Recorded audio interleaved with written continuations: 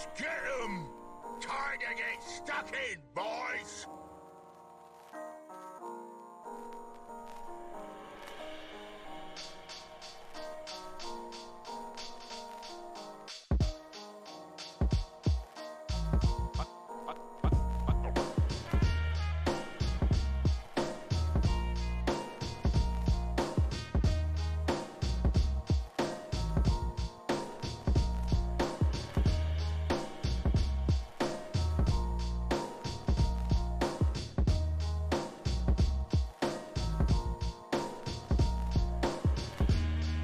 Squadron, what is up?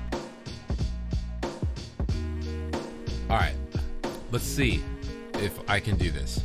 We're gonna turn this down. We're gonna turn this down here, all right? Ooh, yes. We're gonna turn on this one, Bajoom. All right, and then we're gonna hit y'all with one of these. I don't know if this is gonna work. I hope this is gonna work. I'm gonna put it like this, perhaps, because I don't want to blow anybody's ears out. But I'm gonna pause this. I'll hit y'all with this one. Hold on.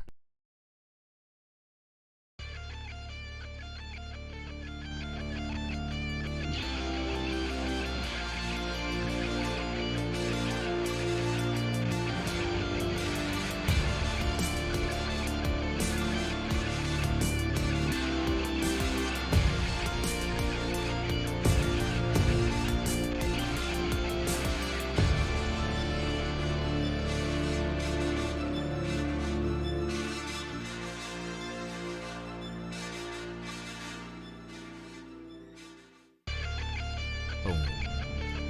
Bop. And then we'll go like this. Oh, and then I'm gonna hit you with this one. Hello? Hello? Hey, can you hear me? Oh my gosh, I can hear you. Can other people hear you? I don't know. I don't know. I'm only the one person. Sean's only his own self. It's low. Yeah, I was cranking it up. But y'all can though. Nice. Hello, everybody. Greetings. Oh, dang, I forgot that Sean doesn't have a window in that chat. We'll put it in this one.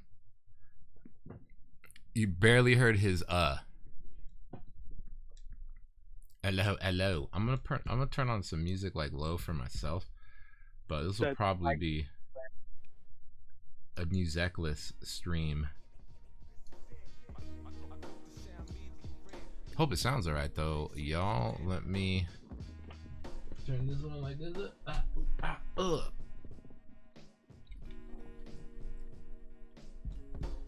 On the output settings, there's like a volume. Is that output to you guys or output to me? I think if you leave that just where you're at, you're fine. I will adjust you on this side. And chat, let me know how Sean is sounding right now. Sean, Right, say. I'll tell a story. Oh, he's telling a story. This past weekend, well, Sunday, Monday, Tuesday, Mike Hutchinson, the creator of Gaslands, came over to my house, and we spent 3 days nonstop playing games and playtesting games and imagining games and troubleshooting projects that we're working on and imagining. It was really, really fun. And he came all the way from England. All the way from England, which is a long ways. It is. And so we ended up also doing California things. I took him to a taqueria. Oh, they don't have. They kind of have tacos. Like weird taquerias in. Yeah, he had England, never right? had like real tacos. You know, Yeah. a little tortilla. He gets like Taco Bell stuff over in England, and then we had tri-tip, and we also had in and out double doubles, animal style, going like that's the only way to do it. Get them double doubles. California. Freak, yo, So we had a lot of fun had doing American things. every time I would go to Vegas with my bro, we would always hit up In and Out because there's a In and Out in Vegas, and there wasn't one here in Salt Lake for a long time. We had one open, I think, like 5 years ago, 6 years ago now. That shit is just gangbusters at all times. Like, the people cannot get enough. They can't even go in nor out, but they trying to. Oh, there. I noticed my camera changed for some reason. I fixed it. Nice. All right, cool. Yeah, if you check the stream, you should see Sean is up in the top right over here, y'all. We can make it bigger. I'm just making it neat. It doesn't really, it can be crazy. It can be bigger. I don't know. It's up to y'all. How you feeling? Sean, what are you going to be working on? This is going to be our first live recording of Relicbuds. I hope that it sounds I think cool. My intention is to paint on some Ogsul, and I think I'm going to try and copy this coloring with the blue skin and jade robes and like gold rust armor, red runes. I feel it. We'll see. They're still, I just primed them 1 minute ago, so they're still damp. But yeah, it's true. Like you said, this is our first like live hangout. Yeah. So hopefully we're not too boring live. You're more used to it. Mm-hmm. No, I think think that Volpan guy. Cool. Yeah, this was the one that I was painting yesterday. I painted a little bit off stream. I have historically been like, yo, Pro Acryl Purple is like not the vibe really. It's like it's an okay. You know, I'm gonna give that like a 6 out of 10 purple. But after painting with it yesterday, there was just like there was literally a moment in which I was looking at the model and I was like, dang, that purple looks good. And now I'm like on the other side. And now I'm like, wow, Pro Acryl Purple, what a great purple. What I want from a purple traditionally is for it to behave like an oil paint, which are often more like glazes. See here, I'll zoom in really well. That square, how it has nothing in it. It's not. Yeah, it's transparent. That means it's see-through. And so pretty much anytime I pick up purple, I expect it to be transparent. And so when I picked up my Pro Acryl Purple and it's opaque with the white add, it's not what I reach for when I reach for a purple. Same. But also like if I want that kind of purple, I would have had to mix it otherwise. So yeah, looking at my favorite tone of purple that's just like in a pot of paint is the Xarius purple from Citadel, which is destroyed by the blue on this camera, but it's like a deeper, it's closer to the dark purple on the Pro Acryl. The mixture of a dark purple and the purple on Pro Acryl gets me like right where I was at. But yeah, it was an interesting experience. I was like, man, this purple actually look kind of nice right now. Dang. Oh yeah, I like that purple. That's the purple is. Xarius? I'm just like, can I just quickly whine? I'm just absolutely irate that model colors don't include this symbol system. The transparent or opaque? With the transparent, opaque, or there's one that's just a slash where it's half blacked out. Like, why, guys? Just let me look at it and say what it is. I guess I could draw squares on my thing. I think Goobertown has always kind of talked about something along the lines of that, but more specifically, his gripe has always been that model paints don't include what pigments that they use. And they wish that they could do that. Why not? If you'll notice that the Pro Acryl blues have phthalocyanine in them, but if you don't know how that behaves, then there's no reason you'd be like, oh, it's a phthalo blue, so I have to treat it like a phthalo. Same with their blue, it has phthalo in it. And so as a more traditionally trained painter, that's sort of a frustrating reality. The phthalo. That they treat us like children with finger paints instead of giving us the names of the pigments and the. And you know, it's funny. I think that that really is more of like a precedent thing. You know, I think there's always been this curious, especially if we look at modeling paints after like the Citadel range, which is kind of designed, I mean, for lack of a better term, like children's finger paints isn't that far from the intended kind of simplicity of use. But yeah, maybe it's time. And I I could write to I Jason and be like, Jason, you could do this. get on that. Yeah. You could Right be the away. one. Because they print the labels like in house. Yeah. So it wouldn't even be that crazy. Yeah, and also like we have a right to know if cadmium or lead is in our paint, you know. Yeah, I think most of them. If there's cobalt in the paint, I need to know, like, because people are licking their paintbrushes. I know, right? It's like, why are my teeth falling out? My fingertips are tingly. And funny that you left that comment about Relicbuds on the Relicbuds about before 100K, and we're almost at 100K. Are we? Well, relatively, you know, rounding up, big round up. Rounding up by, yeah, rounding up to the nearest 10th power. It's possible. I mean, there's something.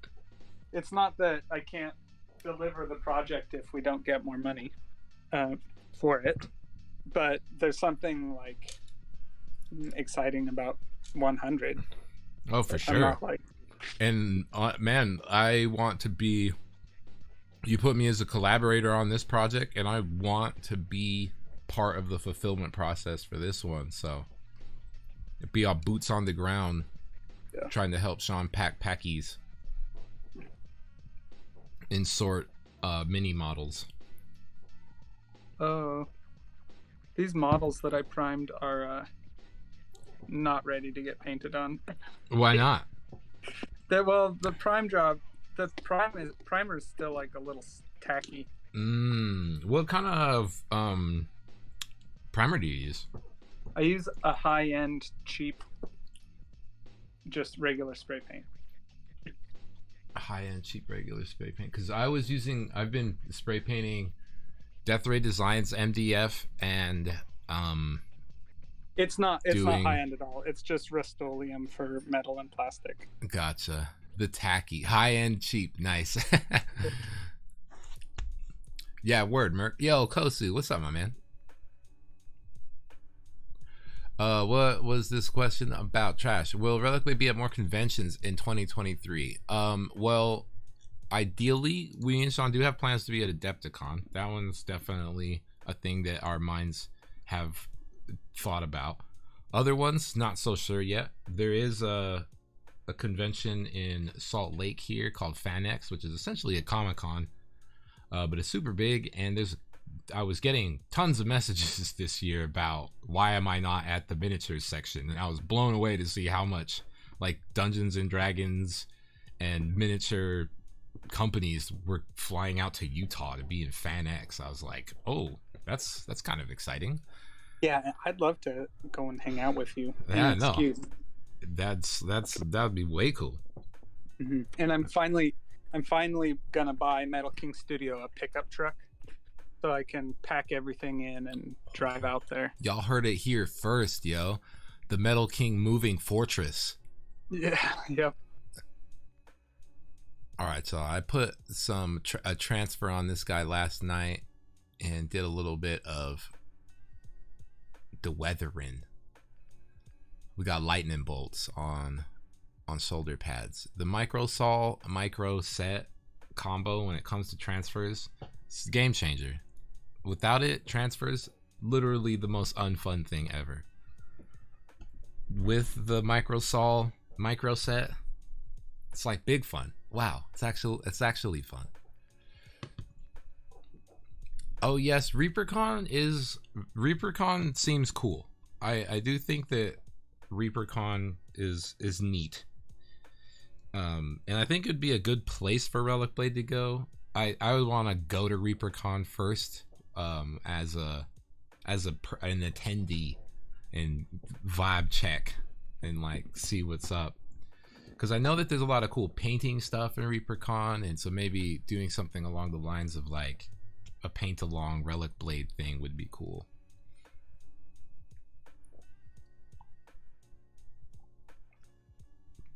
Chrome spray paint. ReaperCon, but I hardly know PerCon. Oh my. It's true. That sounds so bad. It sounds so much worse than you thought. You're right. I was starting to think about it. I have these 3D prints of the Ogsul. I guess I could color on. I could do a test scheme. Maybe that's what's happening. We're gonna do live live technical stuff here. We're gonna put Sean in this window that y'all can't see me referencing. Hold on. Do one of these. Oh wait, can I just hit this guy? Because I had it copied. What am I looking for? No, I need to go here. I need to grab this. I need to do copy, and then we'll go here again. And I'm a bing bong right here with the paste action. Paste reference? Why? I mean, that works. Let's do it. Y'all can see that, right? Heck yeah. Look at Sean's getting down on model splashing. Sean, have you done any test prints of stretch goal models? Not yet. That's on my to-do list for today. My 3D printer, I haven't used it in a while, so I'll have to do kind of like a deep clean and then get it running. Where is my thing? But yeah, that'll be a cool thing to add to like the first update or the next update after the like we did it, it's over update. I was thinking about doing an update today explaining how like people should add their add-ons right away. Yeah. But we are doing this instead. Yeah, we can say add your add-ons right away. And then we could sort of cover that base, but only like with like a tissue. Yeah. Yeah, I posted in the comments. Cool. So now there's a little bit more action. Blue, I like it. He's already Blue Dabu D. Yeah, he's a little Smurf apparently.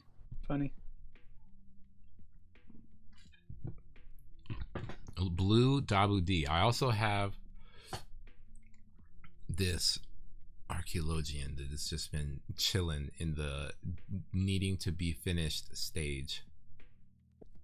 I wonder if I need my camera closer. Yeah, your camera is like really close. I've done that.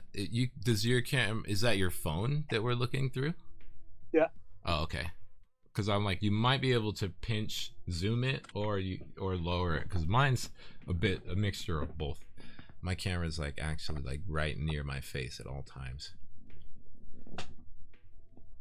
Hang on.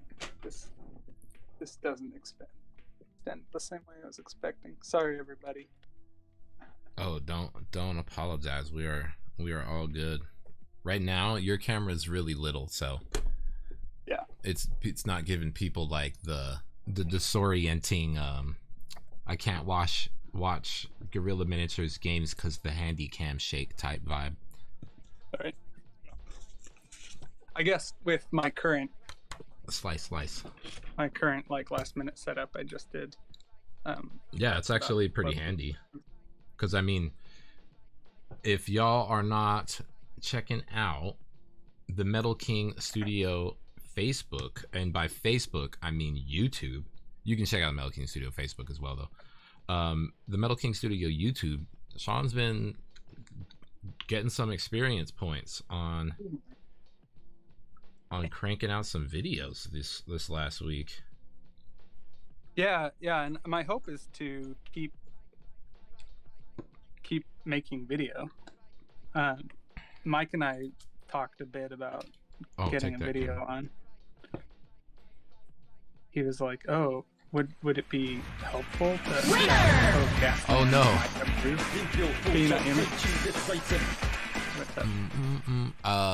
My alert box. Great. Thank you for that. I should probably.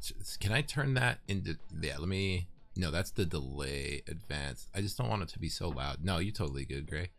I just forgot that they're tied to the same out source, like the same output source, so it could be loud.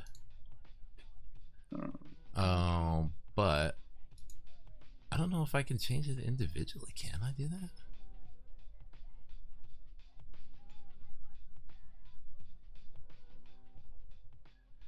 Thank you, Gray. What's happening? Oh, today I feel like today is Friday, but I know it's not. I know it's Thursday, but it's got like serious Friday vibes, especially because like when we were talking yesterday about the way that the Kickstarter is ending.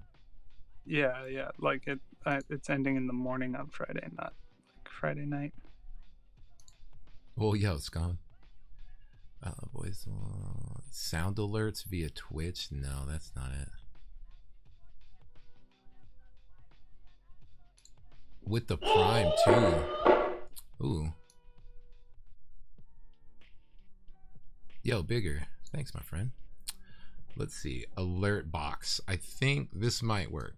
If I turn this down to here, we'll see. We'll check next time.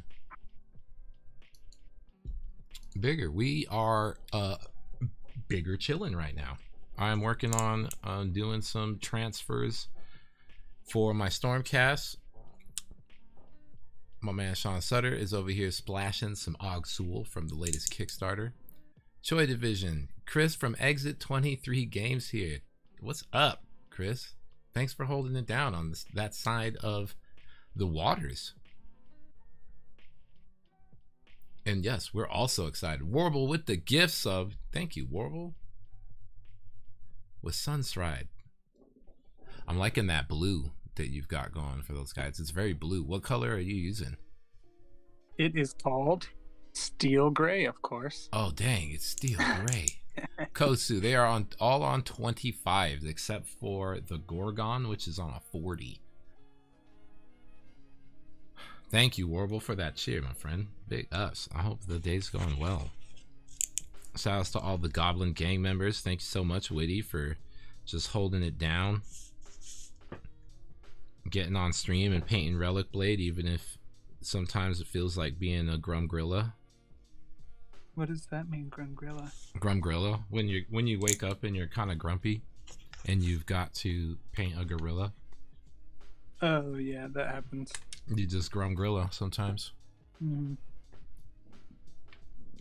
Is Sean adding any doodles to these? What exactly does that mean, Faces? Like on the Kickstarter? No, there isn't a thing for that on this one. Oh yeah. Could be so many things. Well, hello, Pop Goes.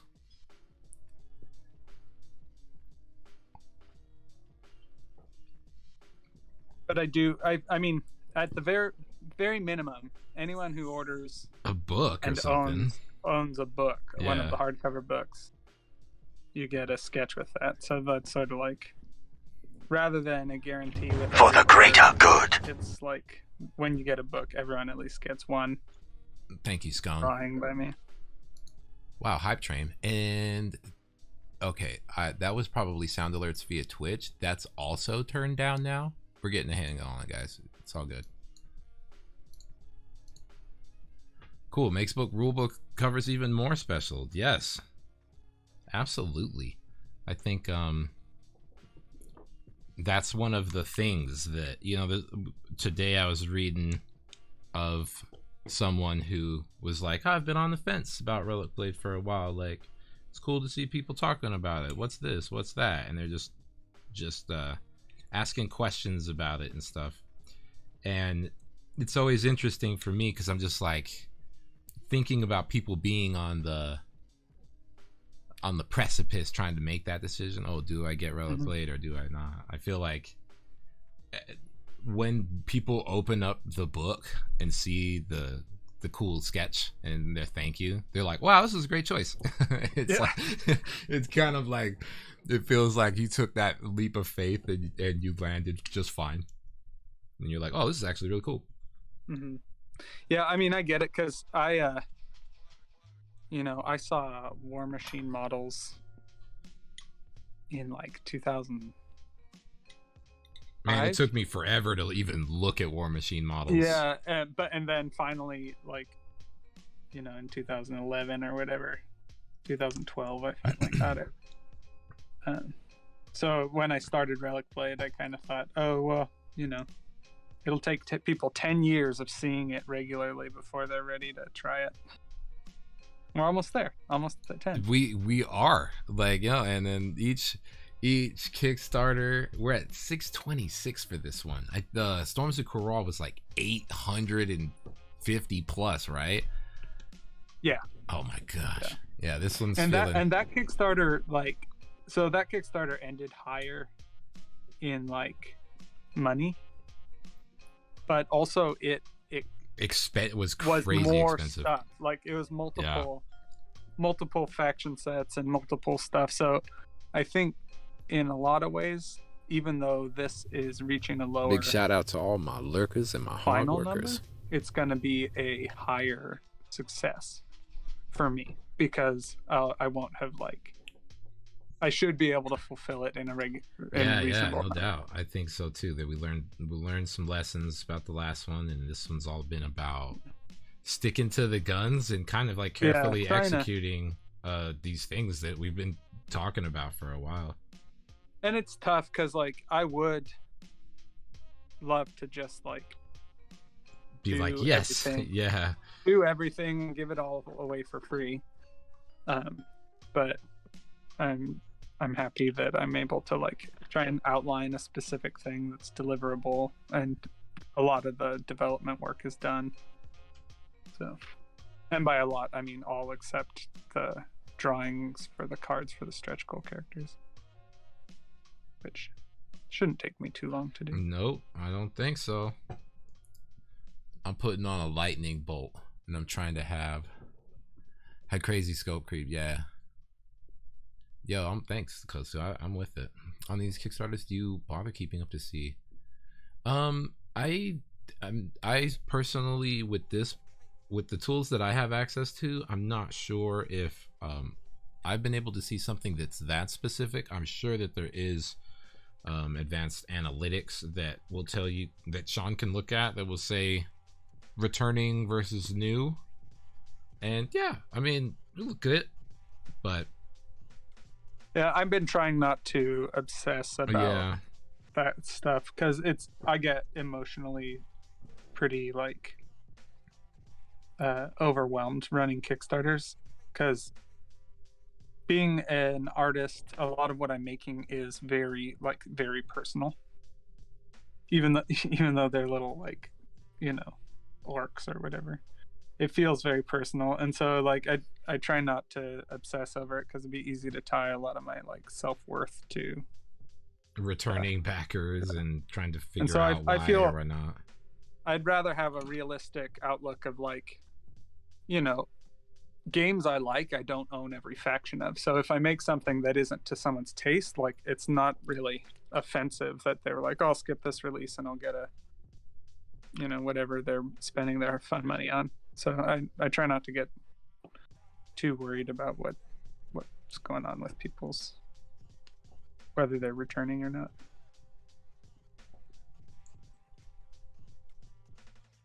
These lightning bolts are curious because they're lightning bolts. It's hard to figure out the middle of them. It isn't, but their shape makes it hard to be I'm gonna put it right in the center of this shoulder pad. I'm constantly being no, it's too far left. Now it's too far right. Remember, it was gods that inscribed them, so it'll be perfect. It will be perfect. Yeah, that. How are they not gonna do that? It's funny that I think about that with freehand. Legitimately, that will come across in my head. I'll be yo, freehand on banners and shields and stuff, that was serious art, serious skilled art. And then I'll actually take a look at some of it, and I'll be oh, Lamau, that's a lion. Real shields. Yeah, exactly. Real banners and stuff, and you're just oh, those are actually really goofy looking. And or even the paintings on the sides of fighter jets from World War II or whatever. Exactly. And stuff. You're it should be really good. And but it turns out it was just, hey, Steve likes to draw. Exactly. Steve, Will you draw boobies on my airplane? So we only Hell got yeah. this paint. Sick. Yeah. Yep, that's funny, yo. You gotta remember, you gotta be in that mind state when it comes to doing freehand and stuff. Because there is some people out there, and I've been catching on. There's like some people that I've been like following for a while on Instagram that have been doing the same thing for this like entire time that I've been following them. But it's like only now am I seeing that they're like going, oh, I gotta be trying to do these reels. Like I gotta be trying to make reels, and like I'm gonna be doing, because some stuff will come up like suggested for me, and it will be a person I've never heard of in my life, never seen referenced, or like just completely brand new fresh profile that I've never seen. And it's like an incredibly skilled painter doing like a freehand on a banner or something, an awesome time lapse, and it's got like 7,000 likes on it and 120 comments, and I'm just like feeling like my corner of Instagram is just so fucking dusty. I'm just like, yo, what is going on right now? It's tough because like I honestly, I'm gonna confession time. I spend too much time on Instagram. Confession time. We all do. You know what? I close the Instagram app and then immediately open it again. And each time I wanna smack myself. I'm just like, bro, what is that? What is that? What is it? Why? You know, like, stop. It's such an annoying little mechanism. Yeah, I'm trying to. Well, actually, I try and regress, and then it's just try like again, flows differently. Yeah, I'm trying to not be obsessive about it, but I'm always trying to at least keep the ear down, and I just am. But for me now, I'm just like trying to make the switch from consumer to creator, and that is difficult. That is truly difficult, I think, when it's not like necessarily part of your skill set, because the fact of the matter is a lot of these cool cats that are on YouTube doing stuff, go figure, they like also making videos, you know? yeah, and like, well, exactly, like that's not a thing that I like doing. Like I have to hobby. Learn. Yeah, I have to learn or not how to do hobby, it. skill set. Exactly, is- skill set, like very good at making videos, and I'm like, cool. I understand how cameras work. Yeah, You that's know? one thing I've been trying to get over, is because like I really like, Studson Studio, Boylai Hobby Time, The Night Shift, Bill Making Stuff, The Craftsman, like really, really creative and silly and funny hobby videos. Yeah. And so for me, like, the idea of putting together a painting tutorial or video or sculpting thing, I'm like, well, it's not that, but if it's not something that like I really like watching, is it? But at the same time, It's tough, right? Yeah. or stuff that I like, like artists that I like, I would definitely be into just seeing a little bit more, Mm-hmm. a little bit, hang out a little bit. So I've been trying to remind myself to just be cool, or rather be relaxed about it, and just enjoy the being out and having something visible for people that like it, because it's not really about suddenly growing an audience as a YouTuber. It's about people that want to hear from us can listen to Relicbuds on their commute, or people who want to see me sculpt a crab can watch me sculpt a crab, like, and listen to me mumble Talk about how fun it is for me to make a crab. So yeah, it's tough, because in this world things are so good that it's hard to feel like you're adding to the conversation. Yeah, really doing, But, like, what is it that I can do that isn't being done already in some sort of better way or something like that. But the truth is, like, the truth is, it's about Relic it is Blade's about the really creator. good, and part of it is also the fun of that it's not just like super huge with a toxic community, like, because with Warhammer you can run into some We're not making videos apologizing about the release of the Og Sul faction because we released them horribly broken or something. Sorry, everybody, you kickstarted this faction and whoop. Is that a reference to something that happened? Yeah, actually what it is. Games Workshop today officially apologized for the Leagues of Votann release because they have, well, I'm gonna use air quotes, they have admitted that they are making powerful codexes that are very strong and highly tuned, and that the community said, wow, these are so strong and highly tuned that they're actually broken. Like, you've actually made something that is so much better than anything that you've released, that it's not, you know, like the jig's up. But it was pretty funny. But yeah, because we're small, and now because of, like, yesterday we were talking a little bit about some feedback we got on the book related to just like simple things like grammatic, tense checks, spelling consistencies. Oh, yeah, like I have a tendency to spell L-E-A-D when I mean the past tense lead, the past tense of lead. Yeah. And he was like, oh, that was wrong. And I'm like, oh, sweet, that's easy. I do that with breathe and breath. Yeah, so that kind of stuff, that was cool that he picked that up. DS, what's happening? Sorry, y'all. Feel free to ask questions, but yeah, as me and Sean just muse on, might miss you. But yeah, we do have a Kickstarter going right now. It is the Relic Blade Kickstarter, not the Storms of Kharal, the Catacombs of Kharal. Ain't that the truth? Catacombs. Them catacombs. I wonder. I'm trying to figure out camera and light situation. I see some Guilliman blue glaze right there. Yeah, I did. That's worth money. People will pay. No, this is. Oh, okay, I gotcha. I thought that was Talissar blue. I thought that. With I saw the orange and I was like, verde? oh shit, no. bro. But look, I got some chat sitting on money. And Talissar blue mixed together is what I'm doing to create a whoa, that's cool. Colorful shadow recess on his hood. Guys, look, Sean's painting miniatures. I'm attaching lightning.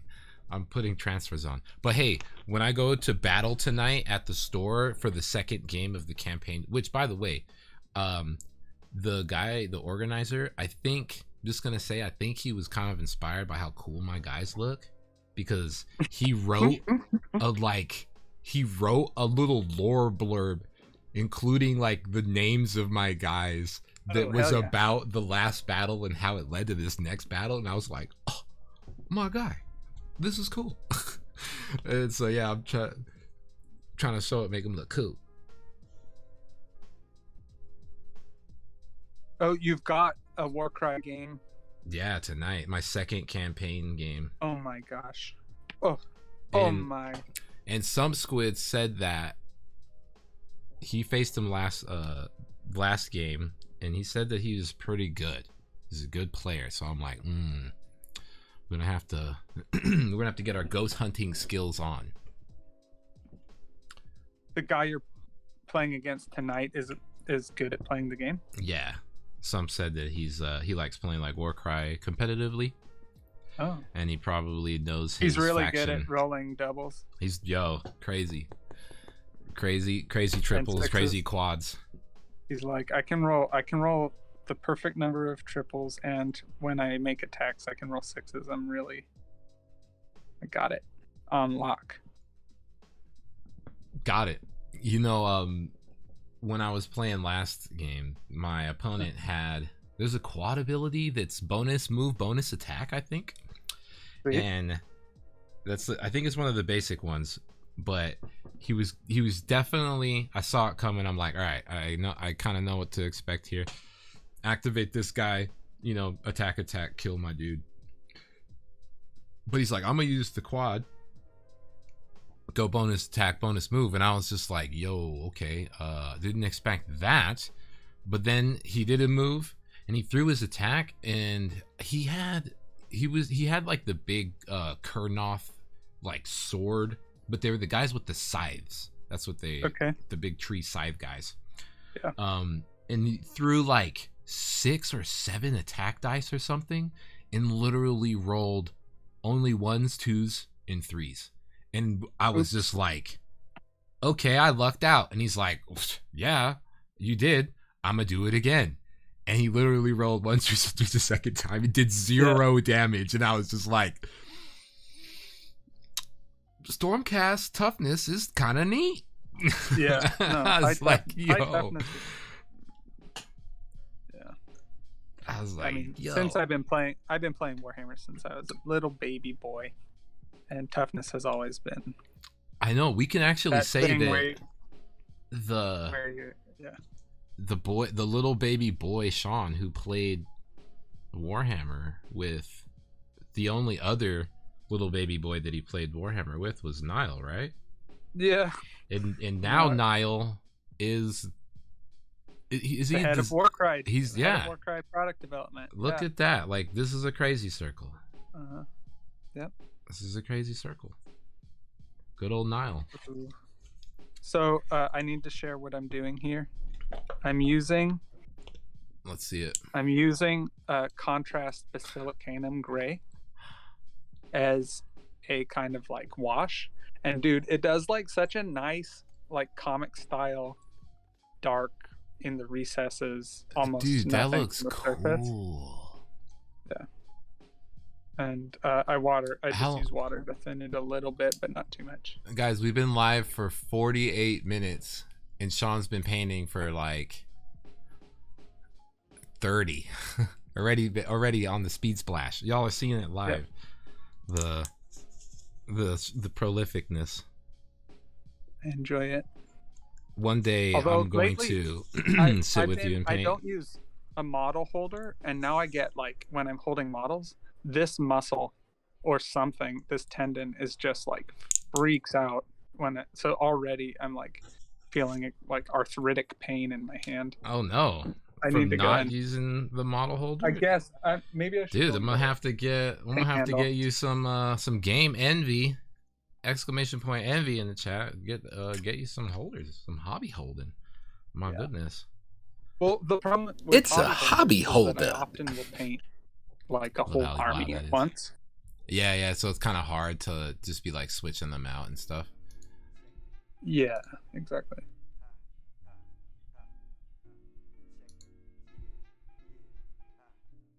Oh well, here I am complaining about becoming an old man. Maybe I'm the same way. I use a vertical mouse. I have a crazy ergonomic keyboard. Yeah. I can't even play mouse and keyboard on video games anymore. It's tragic. Because I'm just like, yo, these old tendons is getting tendy. They got wrecked. For like, tendies got tendy. And the thing about tendons is like, for them to heal, you need like 5 months. Yeah, so and you're not gonna like be able to do.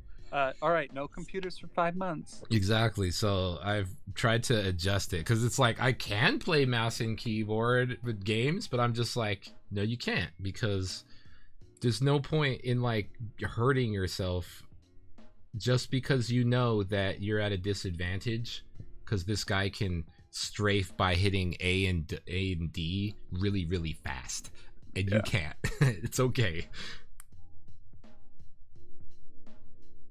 Oh gosh, this transfer got trapped up in my brush. Oh, we gotta do advanced transfer surgery right here. Oh god, it's a disaster.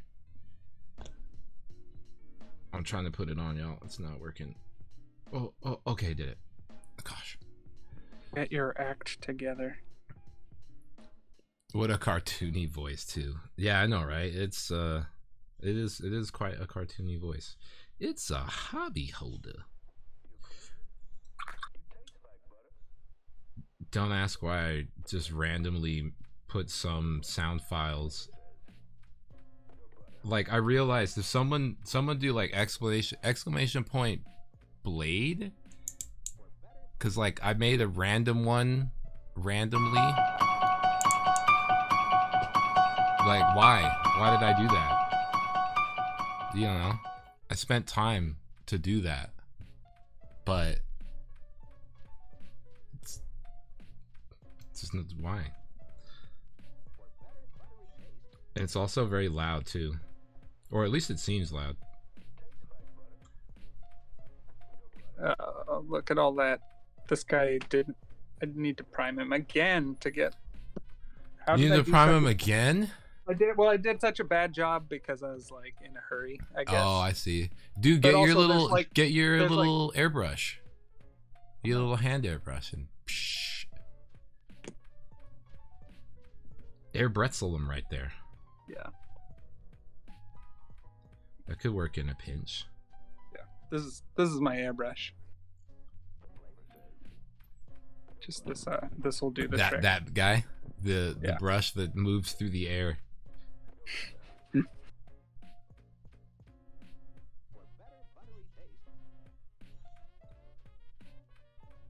I'm like getting through these guys. How's these ones looking? You know, it's pretty cool and exciting.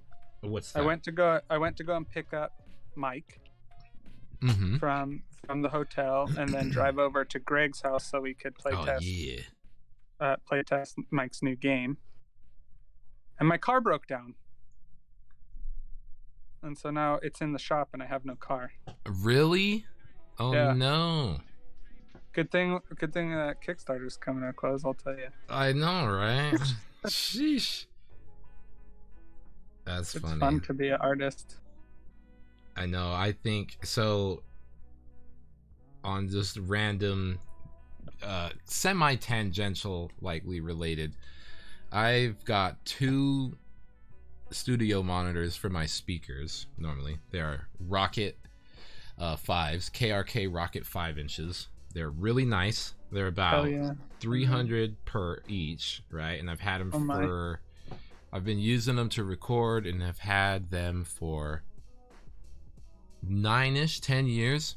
And my left one started buzzing, and it's gone out. So now I'm literally just using one studio monitor speaker on the right whenever I'm like listening to stuff.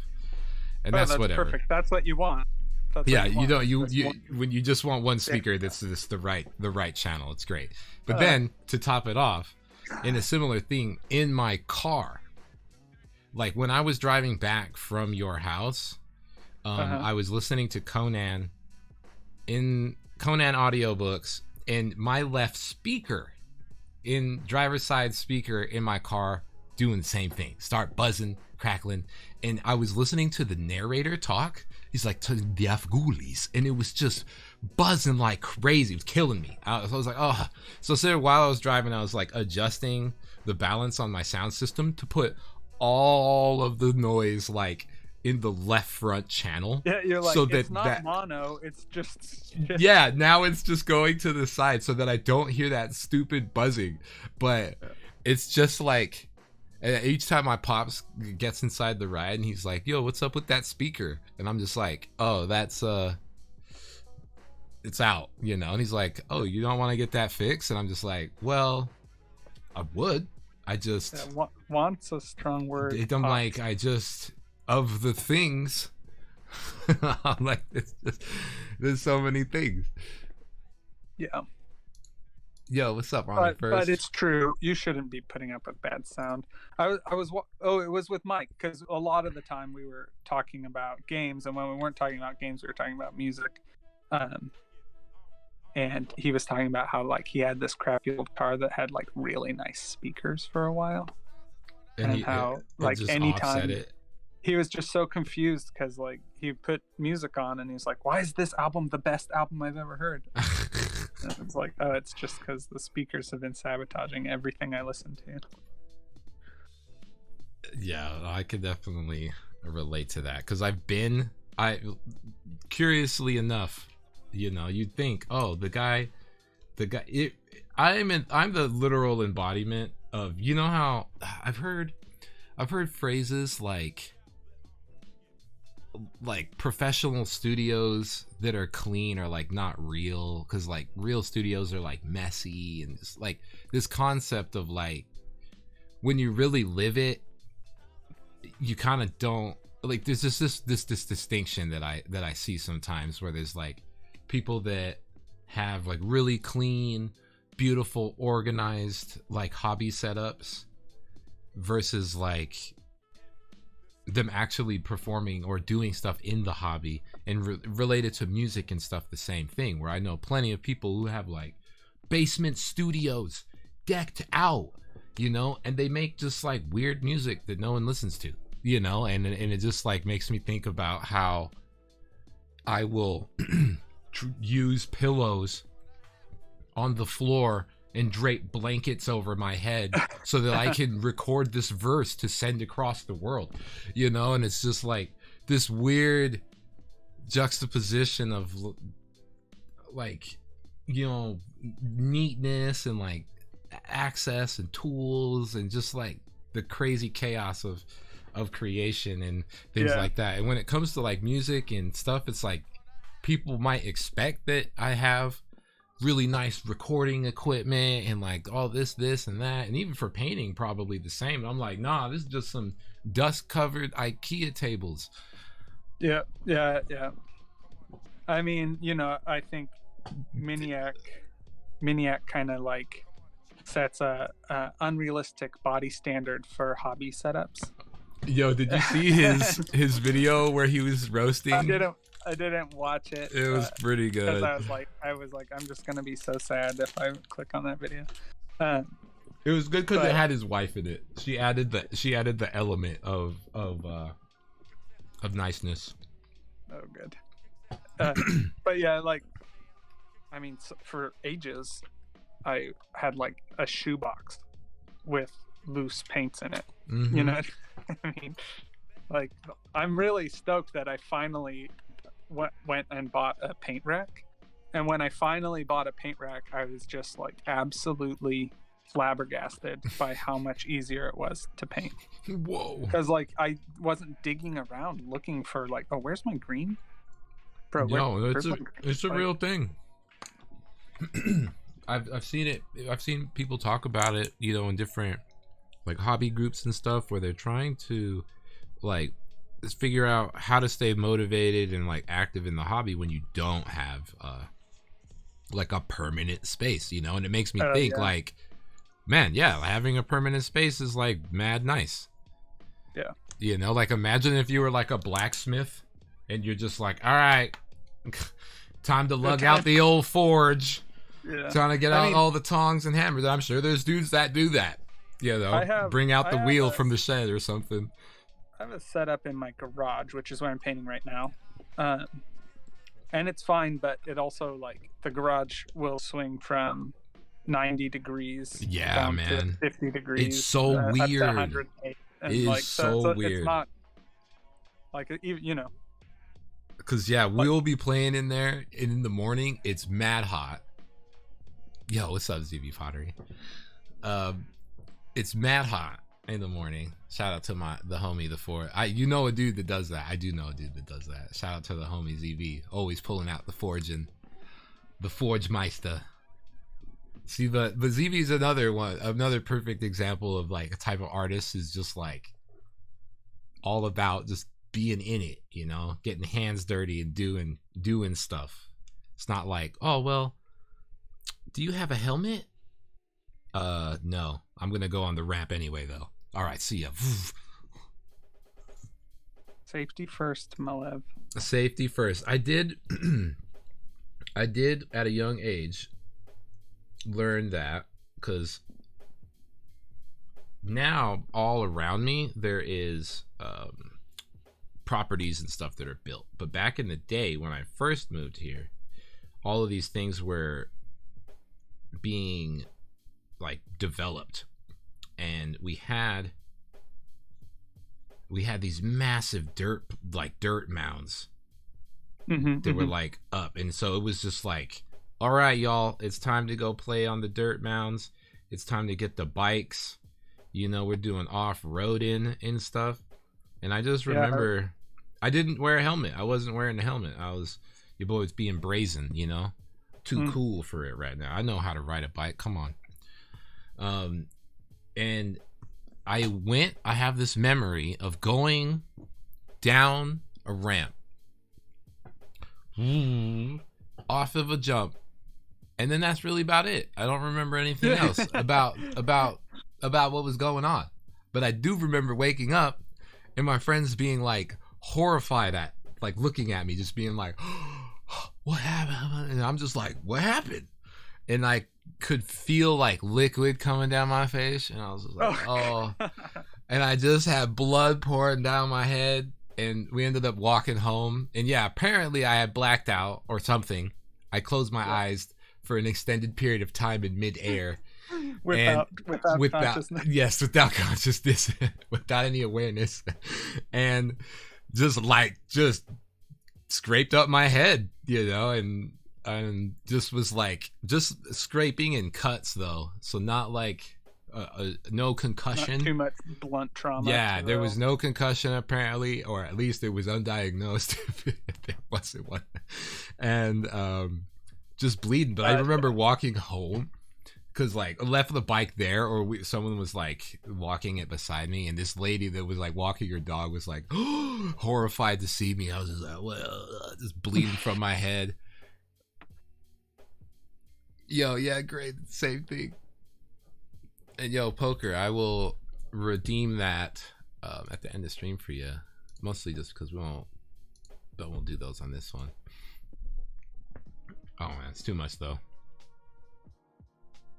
Oh, being a kid back in the 90s and early 2000s when they were building. You know what I was like playing on construction sites. Yeah, for real. Don't do that anymore. No. You know what I think about that I definitely don't do anymore, where I would be like, that's a bad idea. But we used to play, you know, this is kind of come as a surprise, chat. But I like ninjas and I like games. And therefore, when I was younger with the homies, we came up with a very inventive game called Ninja Game. And in Ninja Game, one person was ninja and the others were guards. Now, that sounds simple enough, but there were rules, right? First of all, the guards had to wear noise muffling lawnmower headphones, essentially. Oh, that's so great. And they had to wear ski goggles.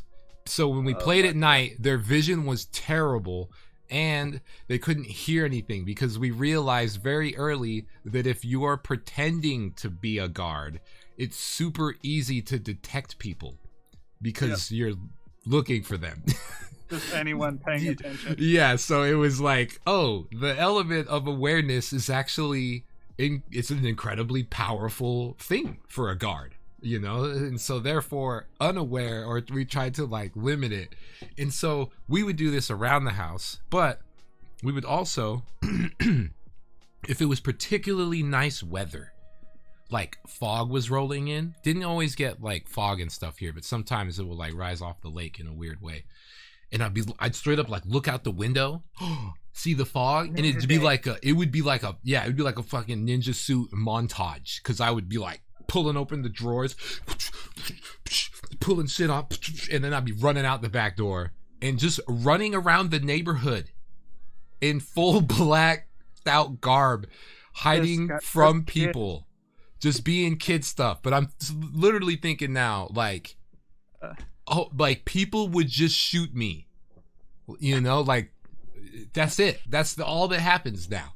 You do that, you get shot. You know, like we would be hiding from police, like running around, and we knew that people would like see us and be spooked, because we would do this even on days then it wasn't foggy, but we just wanted to sneak around, because like once we realized that like being unaware of like someone sneaking around, we were like, how useful is this?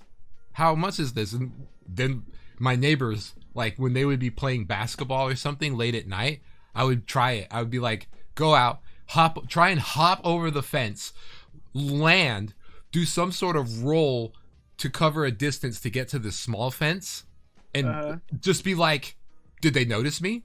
And I'd just be like looking through a hole in the fence. I'd be like, they did it. They would never notice me. And sometimes it was so funny because I was like, yo, I'm not even being stealthy and these boys don't even know. There's a guy jumping behind the fence behind him right now.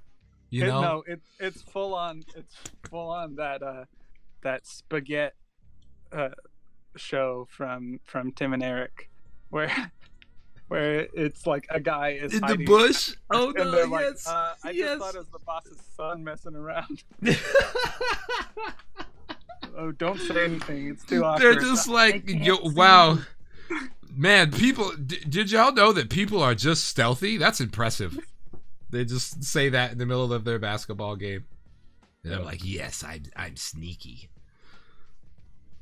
But yeah, it was a time when I like. There's some truth that, you know, when the politicians say video games are impressionable, they're not wrong. They're not right. But, you know, playing Metal Gear Solid absolutely made me want to dress my friends up in old army fatigues and give them Nerf guns and then pretend sneak up on them. Like, yeah, that definitely... that was the thing. Wanting to be a spy because of those games and being like, oh shoot, like, dude, I wanted to. I'll never see my family again, but I'll be. Same, dude. I always think about that because when I was younger, me and my friend, we would just playing toys together and hanging out. Like because of the toys that we were playing and because of the movies that we were interested in, because of the games that were inspiring me at the time, like if I were to ask like little, you know, like 9-year-old me, like what do you want to do when you grow up? I would have probably dead ass been like, I want to go and be in the military because like I was that was me. Like I was getting indoctrinated on military toys and games and all that shit. Like the, you know, the games, when games started like dipping into real world tech and stuff like that and get, you know, and making things like, for me it was Counter-Strike was probably the first time because I never even thought about this concept of counterterrorism, you know, and then so yeah, then I'm playing these games and it's like it was a thing, you know, it was a thing. And then yeah, being a little kid, like I wanted to be in the military. I liked this concept of soldier and guns and sneaking and having skill sets and stuff like that, you know. You know what, for me though, this might come as a surprise. I liked video games and toys and adventure, and so if you had gone back and asked 9-year-old Sean what he wants to be, I know for a fact that he would have said he wants to be a toy maker. Because I was like, the thing I like is the toys. I don't really, you know, it's not like I want to be a G.I. Joe. I want to make a G.I. Joe. See, I didn't have that clarity as I was playing with G.I. Joes. Because see, now, like when I reflect on thinking about like the solo expansion for Relic Blade, and like how it's designed and all of these elements, I think back to just little me playing with G.I. Joes and coming up with rules. Like there was formats to the session. There was like certain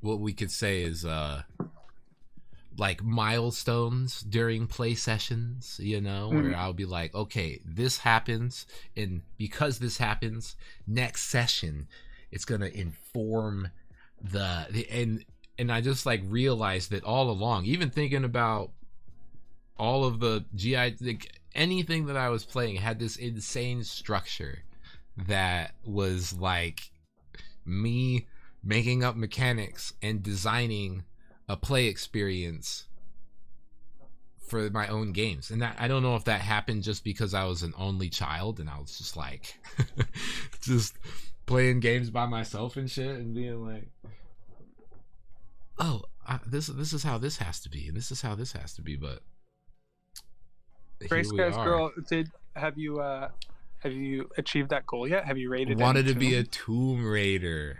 Ooh, wanted to be a Tomb Raider. I can kind of relate. Like, Lara Croft was fucking awesome.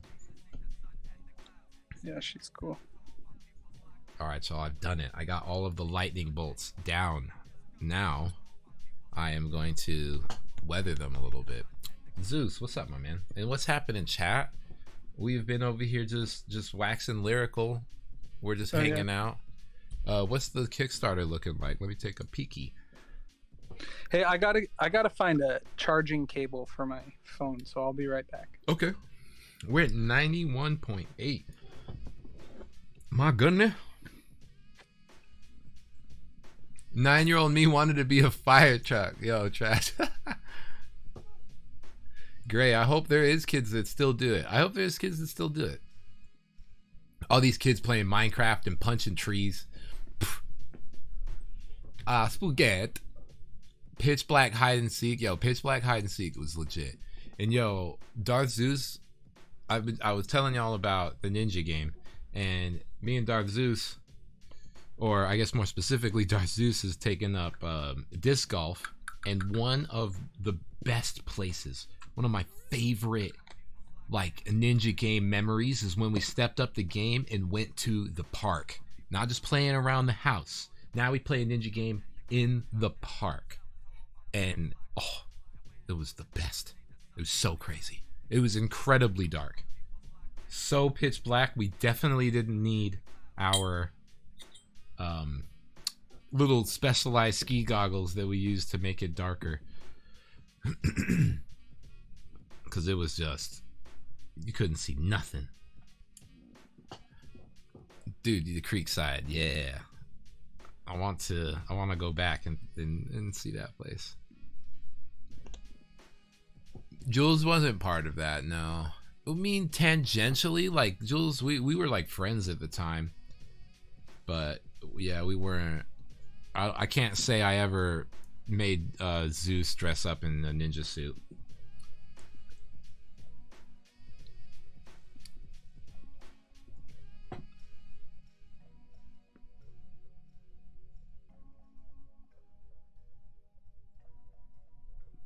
Put in more micro sol on these just to keep dissolving those little edges and make it look like it's part of the model.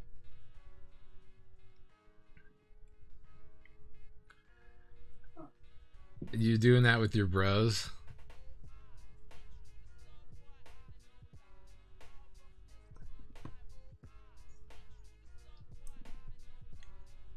And after we do this, be able to do some weathering.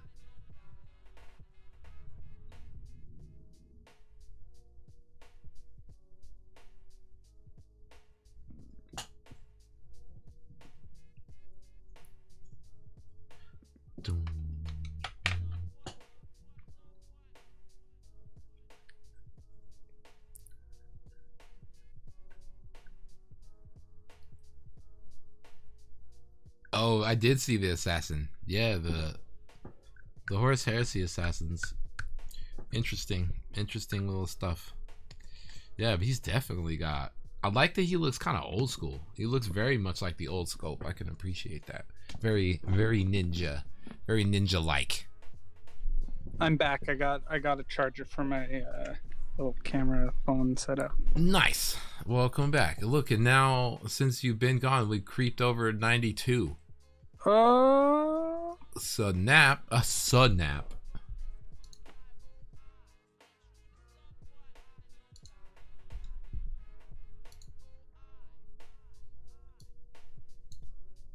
I'm going to post in my Twitter that that we're live hanging and spanging. Spanging. Oh, cool. Woody was giving us a little shout right there. Retweet that. I'll tweet right there. Discourse Miniatures liked my. Okay, that's random.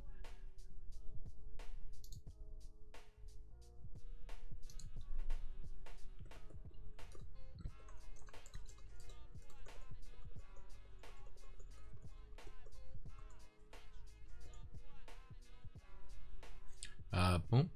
Oh no, I gotta copy it again.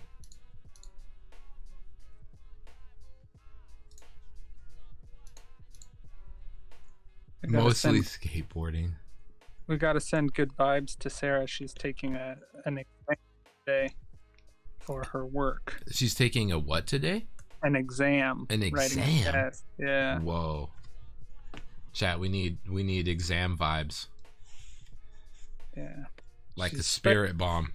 But like, we've been out of school for a while now, so it's different when you're in school and you're like, oh dang, I have another test, but you do that like every couple weeks. Yeah. So. For sure. Actually, Gray Skies did something recently with that. So taking some like accounting classes. Oh yeah, right on. Live right now with Metal King Studios. I like painting models. I'm really kind of like stressed about my hand cramping up like this. Because of the, it's funny. I'm just barely realizing that your camera's flipped. Because I'm like, because you're like holding your, and I was like, why is your right hand holding the model? And I was like, that's so strange. Yeah. I'm like, no wonder you're cramping up, my dude. Yeah. You're using all the wrong hands. At least the chieftain is also left-handed on art, so everyone's left-handed in the Mirrorverse. Trash, you have a Relic Blade rulebook, no minis, etc. What am I needing here? So you meaning what do you need to get started beyond the Seeker's Handbook?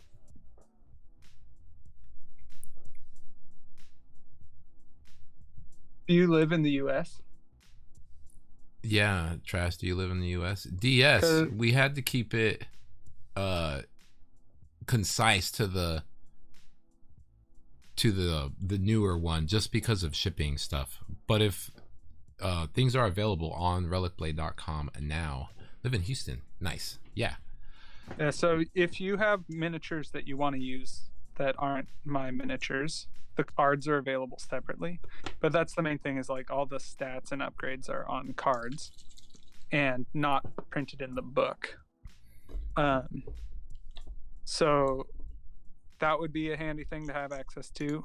And if you don't have any cards, then the Storms of Corral deck is the best place to start, because it has relics, 2 full warbands, good guys and bad guys, and universal upgrades. So you'll be able to like really jump in and be playing right off the bat. And then otherwise, if you prefer to go more for like the flavored factions or sub-factions for Relic Blade, then you can grab digital download or physical packs from any of those also. But then like the universal upgrades, general universal upgrades, there's the Adventure Gear card pack, and that gives things like magic weapons and health potions, sort of the things that everyone wants access to. And then the sets tend to have like keyword specific upgrades. So if a set, is introducing a cleric character, then there will be cleric spells. Or if the set has a witch, then there will be witch spells. So right now I have a surprising amount of stuff out of stock, because I run the whole business from my garage. So I tend to have as much as I can on hand, but it's not like a warehouse, right? Mm-hmm. So I'll have like 40 copies of each thing on hand, and because of the Kickstarter, a lot of that stuff got bought.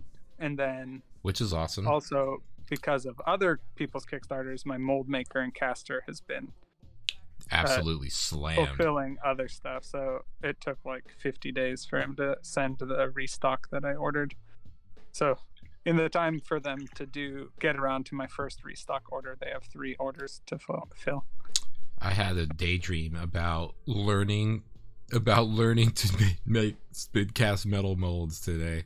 I was like, yo, I should hit Ben up. I'm like, I wonder. Yeah, those guys like know what they're doing. Yeah. Even though, you know, I don't know what the ideal perfect for everything is, but I really do like metal miniatures.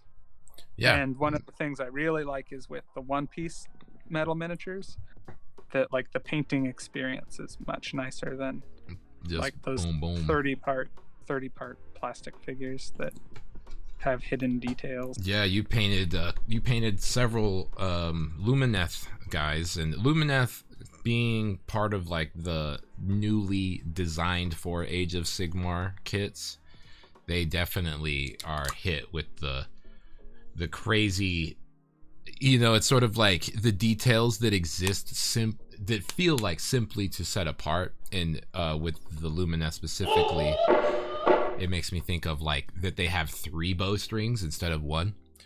Yeah. Yo, Ankh, thanks for that follow. You know, and so you're like, cool, I gotta paint 3 bowstrings because they're 3 bowstring bows. Yeah. Yeah, mostly, I mean, obviously Games Workshop models are the best. We can start there. But yeah, I was surprised that they were a little bit frustrating to paint, but also like fun to paint. They're funny design choices that they make, like putting like filigree around the edges of armor always, and like that's a pretty fiddly detail to paint. But I used the Pro Acryl light bronze metallic, and man, I love that color. I want to use it again. I want all of my elves from now on have that. The light bronze. Because it's like a white gold. And it they just have like a white gold too. Ethereal warmth to it. So I'm stoked on it. So Trash, I think I like the warmth of it. I don't know if I've got bright gold, and I have metallic medium. Metallic medium. Oh, I do have white gold, but white gold is, I think, it's a very little cool. bit colder. Yeah, it's cool. So this is the light gold compared to the light bronze. So I think, I don't know. So Trash, there is technically, we have the 2-player starter set, but right now that is out of stock, or it's listed as out of stock. And that one actually isn't in the restock that's coming this next week, which is sad. Yeah, but we had a lot of support with that. So right now, 2-player action is gonna have to come from either starter bundles or separate faction packs. But yeah, the Storms of Corral is that product. Yeah, I think I tried to warn people that was like, if you want it, order it while it's in stock. But people it's like listened. Most I don't know. It's tough. It's tough because I understand the sentiment of like, what do you hate, money? Why don't you have stock? And it's like, well, it's not that I hate money, it's that I only have 2 hands. Like no, with Pro Acryl, like Jason's has talked about that a ton on his stream, and just the reality of trying to manufacture and keep up with the distribution side of things, and that like Pro Acryl's had a lot of growing pains like that, where it's been like, for a time it was like, we shouldn't even promote the sets right now because we're out of them always, and we're only out of them because only one paint is out of stock, so then we have to put the whole thing is out of stock, and then it's just like all these like little logistical things that just start to add up. I know people don't want to hear me whine about trying to run a business, but that's just exactly the story of, trying to keep things in stock, trying to make sure you have it, and order restocks in time. And while also, developing new product and coming up with new ideas. It's a fun adventure, and it's also like, I love it. So, well, I haven't Every used day's this sunset red. sunset I did red. not shake it enough. That looks very pink. Yeah. Oh, here. Maybe I can move it into. I'm gonna start putting snot and brown stuff and blood looking stuff on my transfers to make them look like I didn't. They're not pristine, Snot? Yeah. Snot though? Why you gotta be gross, Malev? Gross, because I'm a boy. Oh. And boys are gross. And also, yeah, we grew up in the 90s with those boglins and exactly. Oh yeah, one thing I was thinking of when we were talking about the 90s toys and stuff is I saw an image of some creepy crawler, like a creepy crawler. Yeah, creepy crawlers. Yeah. And I was looking at those metal molds and I was like, yo, those metal molds got so hot. Advice on the simplest two factions to start with. And no worries, Trash. Feel free to blast questions. Yeah. We love it. I think that the Temple of Justice, that was what I was going to say too, is a really good beginner faction, and that's in stock. And maybe Bone and Darkness with some extra bone skellies. stalkers. Yeah. Or you can buy a I think that the Dark Prophet miniature is available as a single, but that's kind of awkward because then you got to buy that and the deck. But if you're going to buy a deck from Storms of Crawl anyways, although the whole box set when it's in stock would be better. It's tough. It's tough only working with what's in stock, but probably, yeah. So it's done. The thing that's crazy though about it though, Justice and Darkness, I think would be good. Yeah, Temple of Justice and Darkness are a really fun classic. A shout out to my man Yeti Ciel, Matt in the chat. Good to see you, my dude. I saw you earlier, but we just be chatting. Good starters right there. But the thing that's unique, like it is, I definitely be like, oh man, I already own that. But man, there's too many times when I'm playing Relic Blade did I wish that I just had a second card of this thing. So it's like always so useful. I bought these bright pink and brighter colors to try and get more of a Ninja Turtles vibe with my Cretaceous Commandos. And now look at this eyeball with the purple and pink. That's so fun, dude. Yeah, that looks just like when I get them, I'm gonna do orange, like try and do like a Halloween type vibe. Yeah, that'll be cool. I think that'll be fun. I think Gray Skies gave me that idea. I need to ask Matt about what UV resin he used. I need a tutorial for putting the lenses on these guys. Yeah, man, we need the tut. You want to do them fleshy? Yee. Ooh, yeah. Ooh, that'd be great. Just like flesh. Gross. Flesh goo.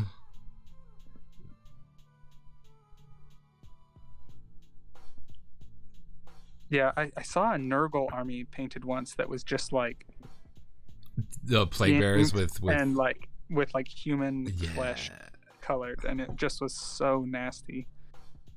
It was perfect. Ooh, I love to paint. Oh my gosh. Oh my gosh. How you're painting your own models. Have you've painted the prototypes. Yeah, and I painted a whole army when I had them at, like when they were different. But I haven't painted the finished, like refined sculpts yet. So these are my first like official Auxhool. I've painted the like 3D prints for just for fun versions, but not the Auxhool. The Auxhool. next step is Esmeralda from Model Color. Esmeralda? Oh. That's an interesting paint name. Well, it's emerald. But we get to enjoy a Spanish names on all of our paints. Oh, because of the Vallejo. Mm-hmm. I love it. I love Vallejo paints. I mean, I think they're just a nice level of.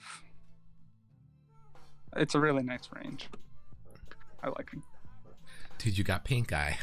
Yo, Eames, you finally saw my drawing. Nice, man. Yeah, that's me taking a note out of Sean Sutter's book and drawing things on the box that look cool. I can only draw one thing though, and that is a ninja head from like a 3/4 perspective. That's the only thing that comes out of my wrist. It's good to know what you can do and do it well. Yeah, I did learn that at a young age, because I was like, I'm really good at drawing aliens, skateboarding, because it's all I draw. Alien skateboarding. I drew a bunch of Dragon Ball Z guys. Dude, I tried to draw Dragon Ball Z, but I wanted it to like be like Akira Toriyama style, and I could only imitate that by copying. Yeah, and it was frustrating, but I knew a buddy who was like, he was just so good at drawing, and he drew, I still remember like this little image of you, because you know like the tiny little sketch pads, the little like pocketbook sketch pads.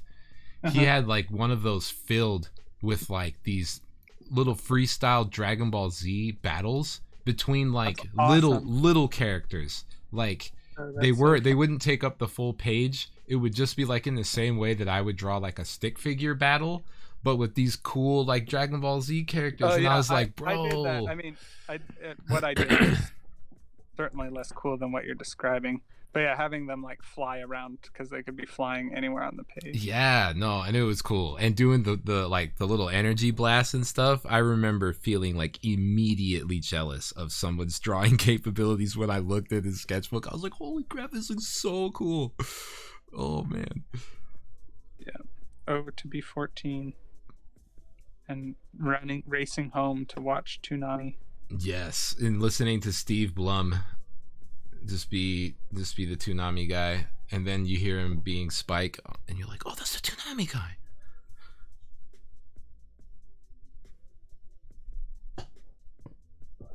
Oh, my dudes is all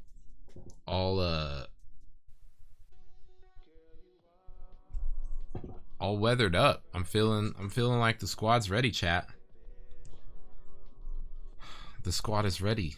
We got the lightning bolts down. Man, I love that Stormcast set you're painting. It looks so great. Thank you, dude. Yeah, it's so fun imagining Warhammer through Warcry's like filter. Then I'm like, oh, okay, that's cool. Yeah. It's like a whole different feel to it, where like I think traditionally Age of Sigmar has much more of a high fantasy. Well, I mean, the box art is painted a certain way, and so mom spaghetti. Like we were talking about this before, like people being like, "Oh, Warhammer's not grimdark anymore." It's like, bro, did you ever look at the box art? Like, it's always been Saturday morning cartoons. No, for real. Whatever was happening in your imagination was happening in your imagination, not actually in the Warhammer world. But yeah, dude, like, you could paint Age of Sigmar like that, and it's rad. I mean, obviously the models are great. We did a lot of play testing for Mike's new game. I don't know how public it is. It's pretty public. Is it? It's right. Not public. Well, I mean, he's talked about it on his podcast. And Electi Studio ! Point Blaster. They've got the Discord and stuff, so it's not like a secret, right. But cool. Yeah, so we were play testing tons of Hobgoblin, and first I'd like to say it's rad. Like I can't wait to play more. And second, I used my Age of Sigmar figures for some of the playtesting. And it was funny because I have some Stormcast from the more recent 2-player set where it's like the Swamp Orcs versus Stormcast. Uh-huh. I have them painted in a white armor with blue details. Yeah. And then the Lumineth I have in blue and white also. And so when I was like getting out figures for Mike to use as an army, I grabbed those. And then after I had set up the army with those Stormcast and Lumineth, both he and Greg were like, "Oh yeah, Age of Sigmar is cool. We both hate Stormcast." And I was like, "Oops, I could have gotten out different models for you, but oh, I'll suffer through it." You set them up with them, and they're like, "Man, Stormcast. Let me just tell you, they're just so dumb." You're just like, all of these models that you got out for us are stupid. And I was like, that's fine. I still like them. But then it turns out in the lore of Hobgoblin, there are these elves that are like marble elves, like they come from a forest of marble, and so it's all like white stone is their whole vibe and everything. And so taking the Stormcast and being like, all right, these are golems carved out of marble, and he used the rules to represent that. And then so all the Stormcasts were like these elven constructs, and then all the elves were like the mortal units in the army. And then suddenly we didn't have a single Stormcast in sight. We just were playing this awesome fantasy battle. You were just sucked into the Hobgoblin world. Yeah, I was. I am desperately searching for my freaking palette paper refills. I don't know where the heck I put them. Hold on.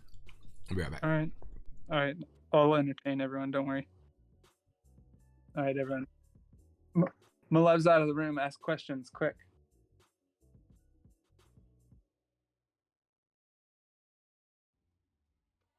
All right, we got no questions. That's fine. I'm painting these guys with Esmeralda cloaks. Blue skin, Esmeralda cloaks, pink magic. Trying to get the full Saturday morning battle buddies.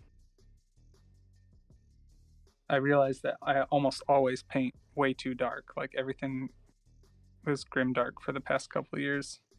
So it's time to see if I can paint bright. You know, you got to get that pendulum swinging.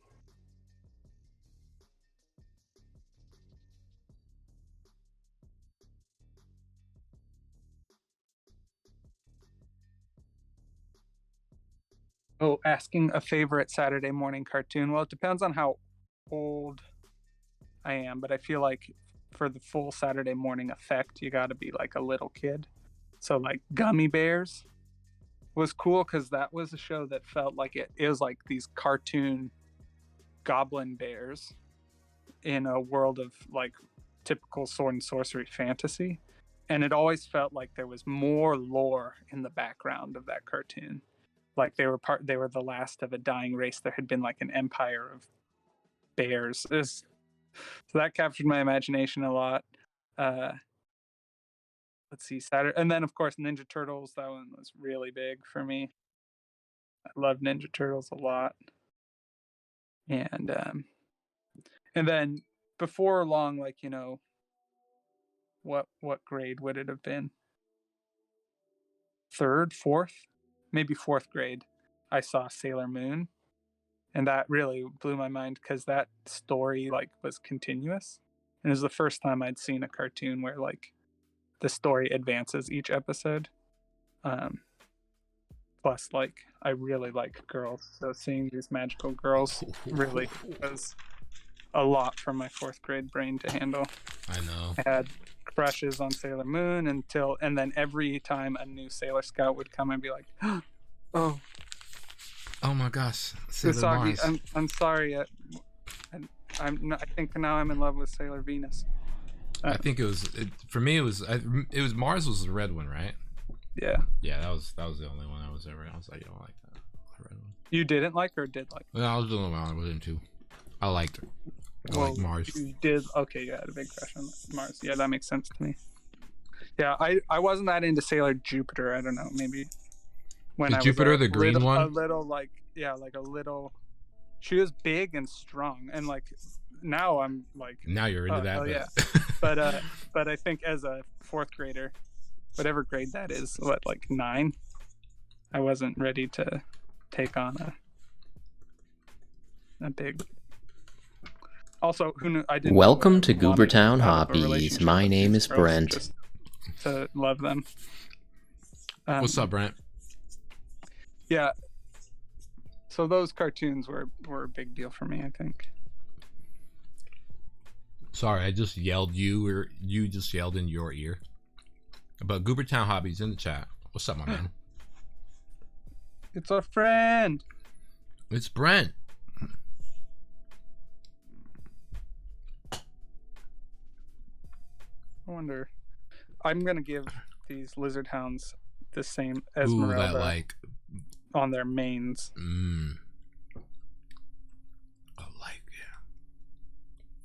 I feel like I should switch this. Which one? I'm gonna just do this right quick.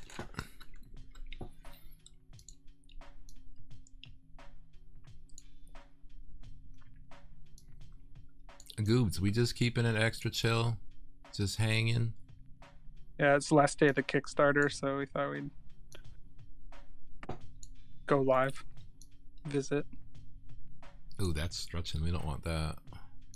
Talk about how much we loved Sailor Moon. Yeah. Sailor Moon was cool. I didn't at a young age though. For me, I think the formative one has to be, what's the term? Ninja Scroll. Oh, how young were you when you watched? I was at least in the 7th grade, I think. Yeah, it was pretty young. But and curiously enough, though, I was just at peak maturity to know that even though this is kind of horny and I'm feeling it, I like that part. There was also, I was like, but. You know, it was more like a, hold on, I know what this looks like, but it's actually really good. You know, I know what y'all are focusing on, but like, no, Jubei's cool, the story, the animation, you know, this ninja god comes out of the shadows, this lady's like, you know, like, yeah, this, all these elements. The snake vagina. No, it was that whole thing. I don't know, dude. It's tough because. What a trip, bro. I think at the time, they're just, I mean, for those of us in the Shinobi Squadron craving more ninja content, you just had to go with it. But like, you do. You definitely do. As an adult, it's easy for me to be like, oh no, that's way too rapey. Yes, bro. And that was me watching really. Vampire Hunter D, because Vampire Hunter D has dialogue that has been etched out the core of a male only studio, because you're just like, that's a thing a character would say, you know. And I'm just like, oh, you could feel the dialogue or the scene being directed at the young Japanese boy. You did not watch that with my mom. Yeah, you didn't watch it with my mom. I didn't watch it with my mom. But one thing that I did watch with my mom. No, it was sleepovers. We'd go down to the video store and go into like the creepiest part of the creepiest video store in town, to their anime section, and then we'd pick, 5 movies for $5 and get all these old. And it was also fun because it was just called like the Japanimation section, and you didn't know if you were buying porn. You really didn't, unless you kind of did. You would look at the back and you could be like, You're like, it seems horny, but yeah. What if it's got robots for sure. Yeah, it's definitely going to be guns. Yeah, gun girl. Oh yeah, there was one, the bounty hunter girls. Yeah, so many anime. For real, they're crazy. And then I would go to like this place that doesn't exist anymore. It closed down because of the pandemic. Well, it closed twice, but it used to be called Media Play, and I used to love to go there because they used to just have like all cool videos and movies, and the only place I could really find, because it was kind of like a what the heck was that? Suncoast? Suncoast. It was, yes, it was kind of like a bigger Suncoast, and I loved Suncoast because of the same thing. It had like cool movies I've never seen. Yeah. And so I'd go to Media Play and just dream of the day that I'd be able to just afford to buy all of the box set collections and just be like, and they boom. were so expensive. Yeah, because they really were, and you'd have to buy like 5 of them.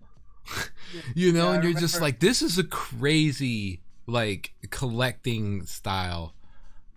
Because we had to watch Dragon Ball Z on Media Play was way dead, yes. And then it was Cartoon Network, and they had like pretty much had it ended at like almost the end of Frieza Saga, and then it'd restart. Yeah, dude.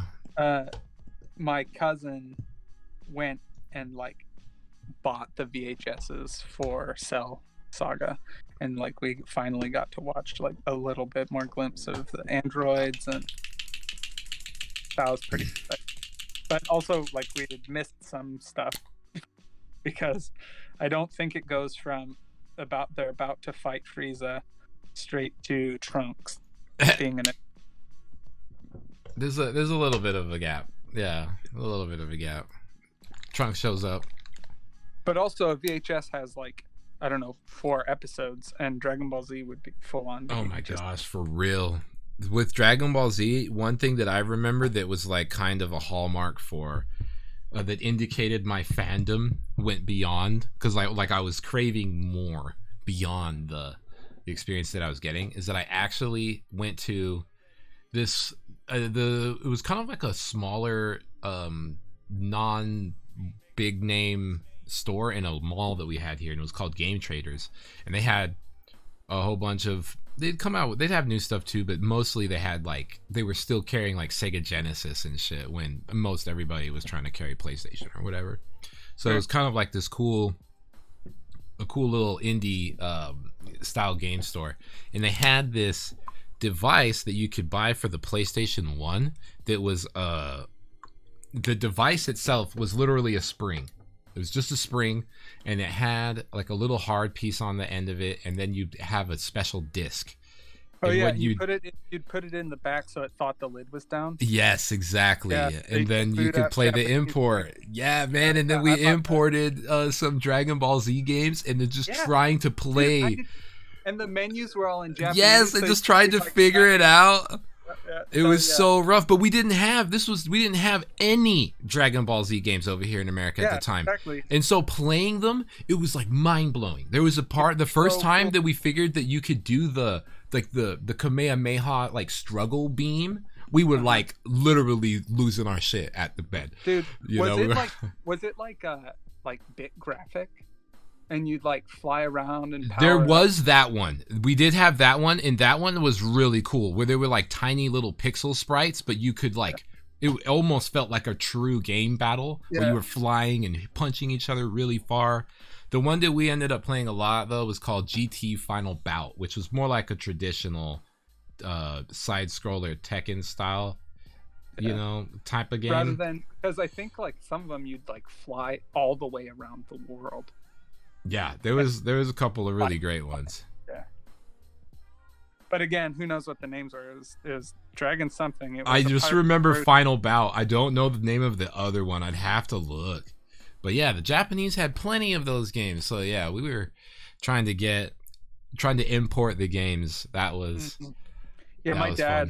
My dad traveled a lot when I was younger, and so he would be able to go and like go to in Taiwan or wherever and like pick up a PlayStation game like from the pirated markets where it's just like burned CDs with. Oh my gosh! Yeah. Like I got like a Wu-Tang game, but then it turned out my gosh, Wu-Tang album. Oh no, I was the Wu-Tang game. I would play the Wu-Tang game right now. Yeah. The Wu-Tang fighting game, bro. I remember that game being so spooky because like. Y'all remember that the PlayStation 1 really didn't have a good 3D engine, and so you'd have that black fog everywhere, And so they like used that. Games that used that black fog were so like so special with that. We got a Rhino Rampage raid, soft raid, stealth raid.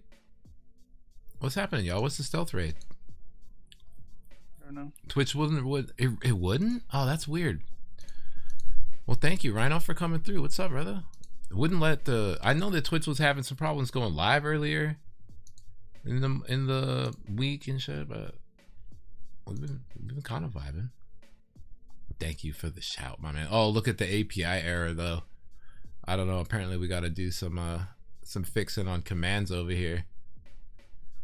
Thank you for the soft raid. What's happening, Rhino? How was it, my man? I was hanging in this chat earlier. You were painting up cultists, if I remember correctly. I'm hanging out with my man Sean Sutter. We have a Relic Blade Kickstarter going concurrently right now on its last day, so we decided to just kick it, throw some paints. Sean's painting up the figures from the Kickstarter. I'm painting up an old Relic Blade character that I haven't painted yet. It's been kind of in the unfinished phase. 60% done with the cultists. Yo, I want to buy all of the new Games Workshop cultist models, and then I want to design a solo play Games Workshop like kill team game that uses kill teams, and you're like escaping from behind enemy lines and you're just facing like masses of cultists. But anyway, that's why I want to buy a lot of cultist miniatures.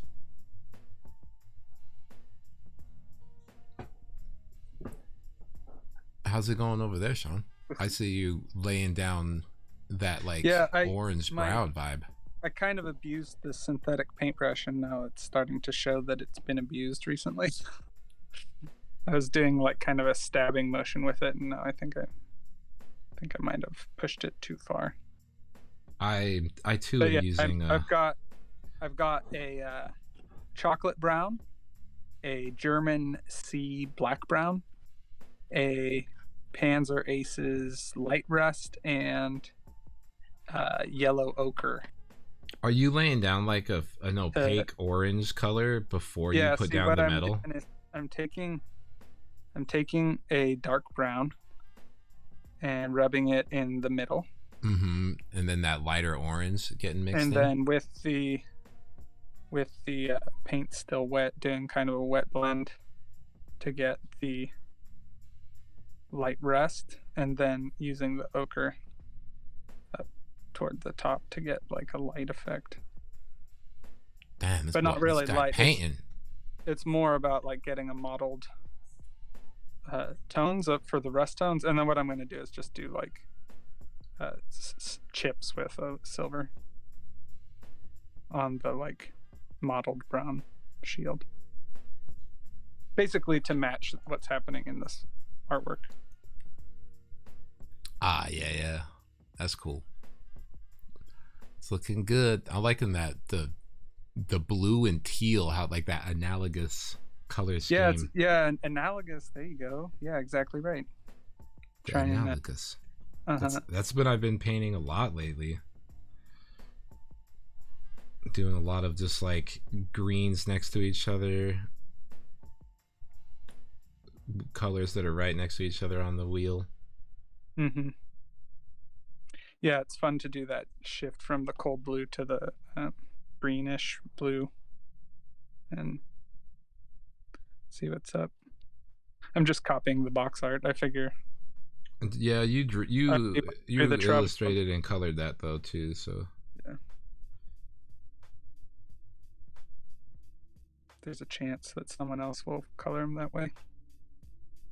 So I might as well show what I'm thinking. I liked Witty's there.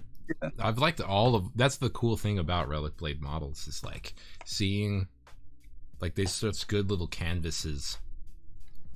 Like I went with the dark grayish. You've got this kind of like really vibrant blue. Tabletop Merc went with that awesome like freaking pink underside, green topside skin. Witty's got the orangey brown. Yeah, she brought out more of the apiness of them. Little monkeys. Well, they aren't monkeys, they're apes. They don't have tails. Is that the difference between an ape and a monkey? Well, I mean, I'm sure there are more differences, but it's a way you can... It's a quick way. Yeah. What's the difference between a crocodile and an alligator? What's the other rule of thumb? Alligators have a overbite, so you can't see their lower teeth sticking up. But also alligators, there's just the American alligator, like one variety of these crocodilians. But there are crocodiles on every continent except Antarctica. They're like all over the place. Damn, you know, crocs. Prehistoric. Being a prehistoric it's a character creature. design. It's a body design that has lasted. Yeah, it's a good one. Don't fix it if it ain't Bork. And I'm over here like trying to paint this hat, and I'm like, am I borking this right now? You might be. I might be. Try to Mork Borg it. I am. Oh, Mork Borg. I'm gonna be trying to play some more Mork Borg this Saturday. I am going camping. You going camping this Saturday? Yeah, bro. And you've been in camper recently. I know. I think it's because I'm getting invited. That's cool. Yeah, I mean, if I got invited to go camping, I'd probably go. I'd probably go.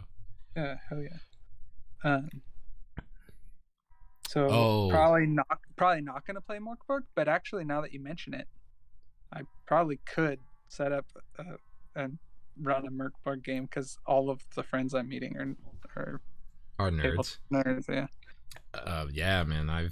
I just got a new RPG in the mail called Blackbirds, which is from one of my buddies, and it's his baby that he's been working on for like pretty much the whole pandemic, and I'm sure much before that as well.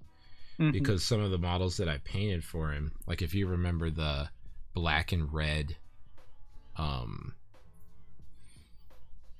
what are they called now? The Age of Sigmar ghosts. I struggle. Night Haunt. Yes, Night Haunt. Yeah. I painted some like black and red Night Haunt for him, and I remember that. All of that stuff that I was painting was kind of a part of his world that he was building. That is a part of this project. But in terms of like complexity, coming from like Mork Borg, yeah, that's a big boy RPG. You're like, wow, wow. Because like after playing Mork Borg a couple of times, I've been like wanting to use it pretty much to get down a style of like DMing for me, like a way to figure out like how exactly I want to do things. Well, really, ultimately, these games require a DM to run them, so you gotta. Yeah, it's like trying to figure out that style, figure out what ways that like I have, where my strengths and my weaknesses are with it, and whatever. Mork Borg's super good and accessible because it's so, especially if you're like doing something that's pre-written, like in the same way that, because they have like the Mork Borg what's it called, the Mork Borg cult, and they like produce the stuff, the fan-made stuff that is really nice, and because it comes through Johan, the style of his like visual design that's like distilled down to, he'll draw like the dungeon and then be like, in this room 2 bullet points, and it's just like all you need for the room.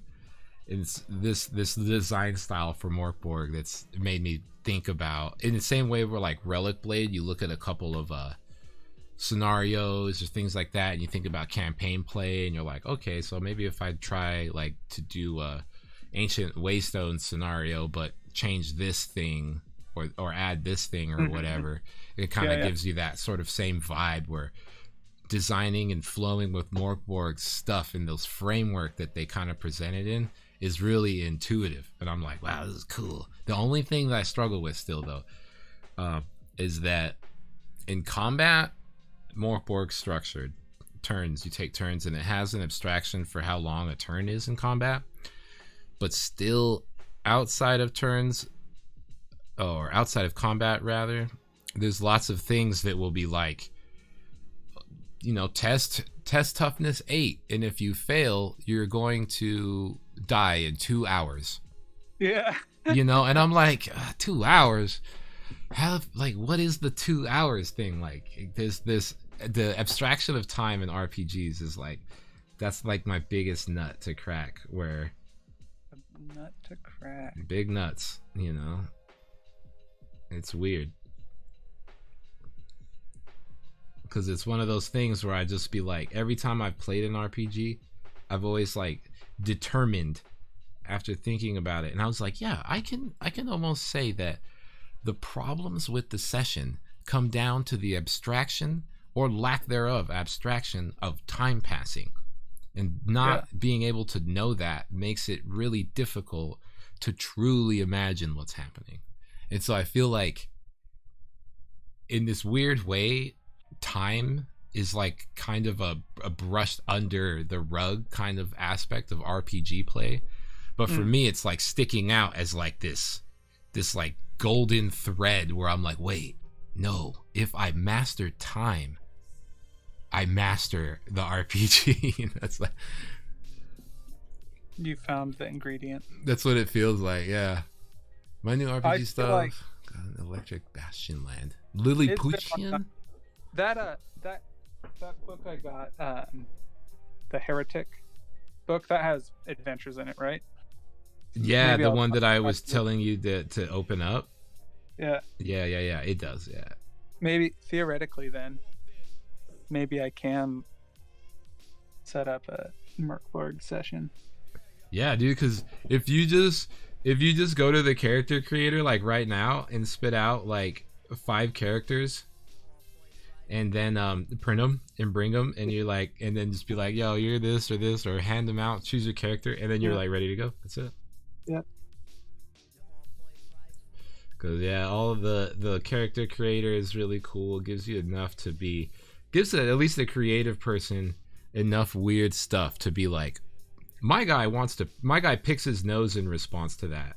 Yeah. You know, and you're just like, and it makes sense because your character does. They're like, when we were playing, well, I remember I had my character was a compulsive liar, but then his other trait was anytime he lies, he gets a nosebleed.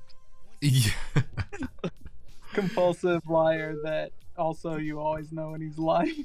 Yeah, I think Zeus's character in this last one, he's got, I think of my favorite weird trait in the entire book is the stress. It's called stress response, is directly related to like fashion display. So the more stressed out your character is, the more ostentatious they feel like dressing. And I just think that one's ripe for especially if you're walking by corpses. Exactly. Fancy clothes. Exactly. I played a person with 1 hit point. That is pretty much what Mork Borg is. But then for some reason, someone gets a good roll and they have 7 HP, and I'm like, what the? We're the only one keeping track of time, and Mork Borg just cut us off. Your characters, yeah, because it's hard. It's just like it's the same within video games. It's like the same reason why Skyrim didn't drop with a hunger and sleep and drinking management system. Because it's like the time it takes to develop that to actually be fun isn't worth the trade-off. And so they're just like, your character eats food and food gives you HP, I guess, or something. Whatever. And you sleep, and that doesn't have anything to do with stamina. It just is like how you save your game. Whatever. You know? But it's sort of like one of those things where it's just like, there's rules for eating, there's rules for managing your inventory, but during RPG games, you don't want to be like, oh, word, you picked up that battle axe? All right, well, your character's encumbrance threshold is 8 plus a d6 roll, which you rolled 4, and so at this point, you've got too many slots taken up. Would you like to drop either your, let me check real quick, your roach, bag of roaches, or your broom? You know, it's just like, I mean, that's what video games, but even like inventory management in video games still is like. That's what I'm saying. It's a thing that even though it works, it still takes too much of my effort. It's a whole thing. Like Zeus played a game for a while pretty heavily called Escape from Tarkov. Yeah. In that game has a mini game inside it. And the mini game is inventory management. Yep. Like you learn new physics in that game to manage your inventory. Like when you discover that a backpack can be put inside a backpack, you're like, oh my god, backpack, black hole backpack. Like, you know, but there's rules to the backpacks going inside the backpacks. And you got to figure them out. It's not as intuitive because you think, I can't really just put a backpack in a backpack, but did y'all get Gloomhaven? I did not. Is that Gloomhaven is free from the Epic Store this month? I liked how my character would even try because I never hit. But yes, because your dude's got the teefies, man.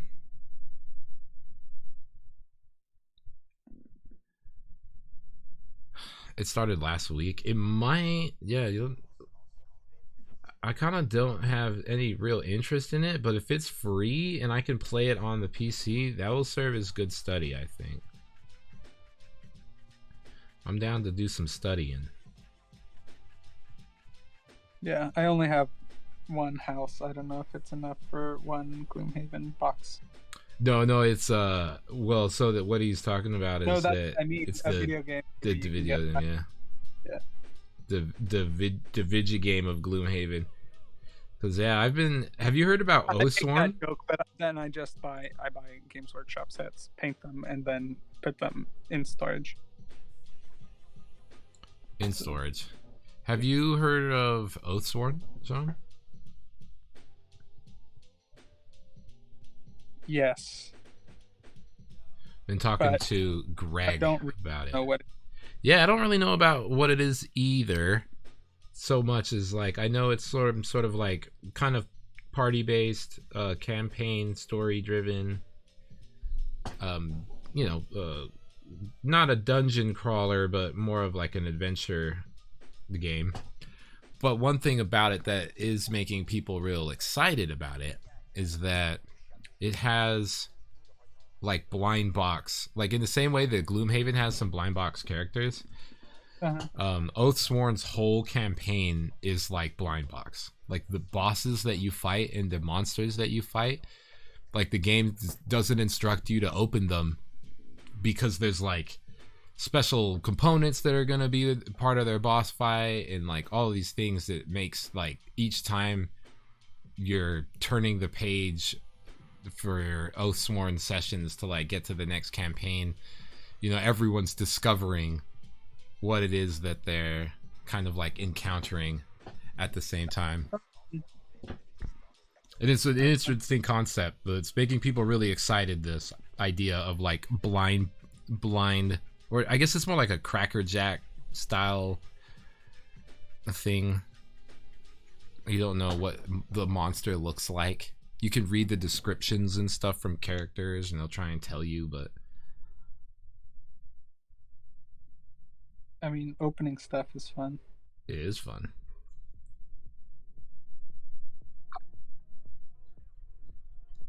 I need more Esmeralda. I realize I missed a spot. And I'm not using a wet palette. I'm just using a piece of plastic. Do you has a wet palette? Yeah, all I do is I take this palette and you make it wet? Paper towel and some parchment paper. I'm gonna have to send you this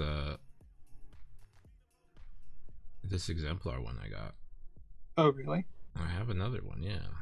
Oh, that'd be nice. If you want, like, if you want. Yeah, I'd like that. I've been want to live the wet palette life. Buy a new one, but also like not really.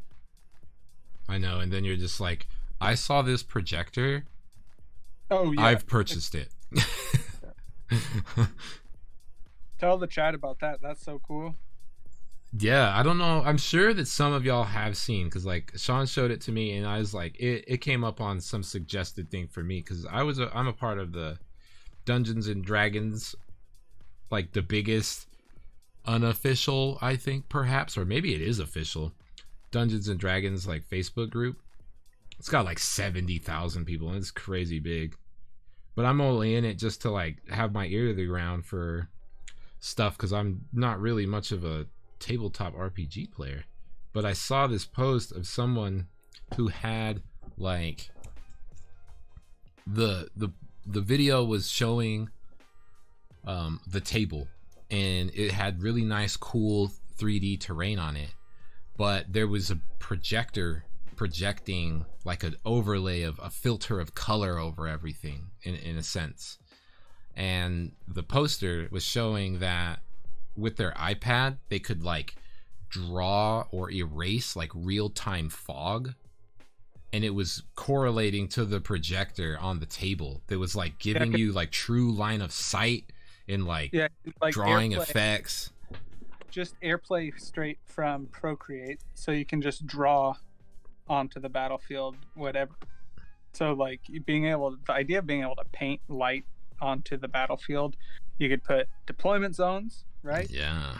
You could mark spell effects, you know, just make a new fresh layer and friggin' throw down some color or a splash of color. And then also like light effects, like he was painting. It was awesome. It looked like dynamic lighting from a video game. It totally did. It reminded me of a little bit of like when we first started like getting our hands kind of dirty in Tabletop Simulator. Yeah. Where I was like, whoa, there's all these neat things that we can like do in this space that are not, that you can only do because it's digital. Yeah, but now next time we hang out, and like next battle report I put up, be able to like full on project things onto the table. Yeah. Like, how cool is that? Being able to project things on the table. Imagine if we were able to share with some of the peeps like the setups that we've done. Yeah. And then make them look even cooler. Yeah. But then like in general, just miniature photography, being able to like have a sludge battlefield where the light projected down shows like what's on fire and what's not. You know, you could also play like a video of cloud movement. Yeah, like some smoke be able effects. To have, like shadows of clouds moving across the battlefield. You know, there's like a lot of cool evocative options. It seems kind of exciting. Yeah, we'll see. I mean, I was able to mount this tripod up onto the ceiling, so I should be able to get that projector up there too.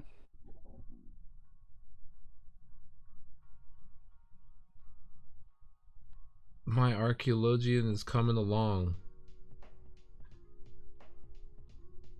Good.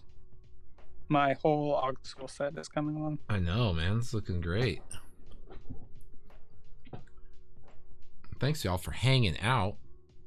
Oh, what's the Kickstarter looking like right now? If it's not at 100,000, I'm gonna eat some Cheetos. It's not at 100,000. Ah, dang it! I gotta eat a Cheeto now.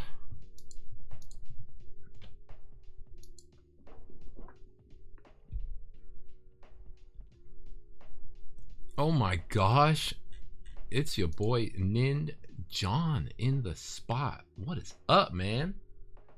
Good to see you, my brother. Nin John. Dude.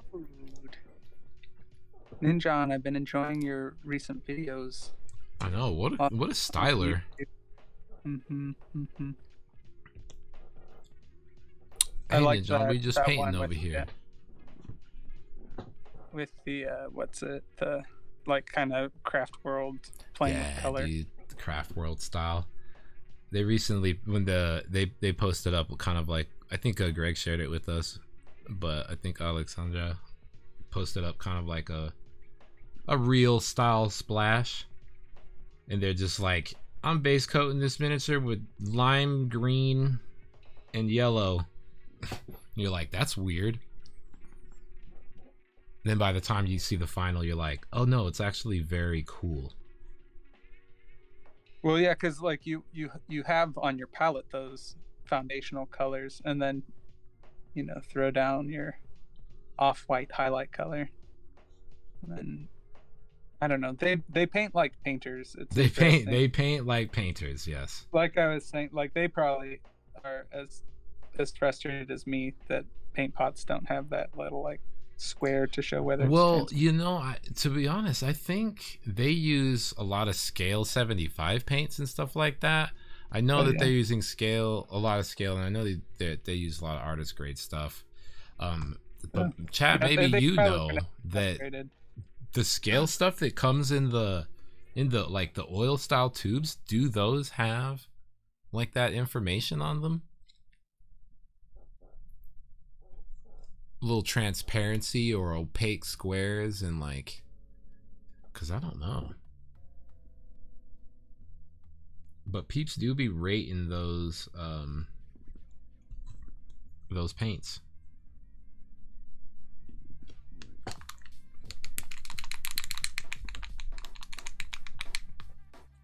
I'm gonna use black brown now to highlight this because black brown's one of my favorite browns. Oh, really? Black brown? Is that a Procro? Yes, it is. Did you guys see there's this new Kickstarter out for a game called Relic Blade? I've seen a little bit about it. You thinking about backing it? You should. I'm not allowed to back it. I tried. I know I am allowed to back it, and so I did. I think it's funny that you backed your own Kickstarter. Yeah.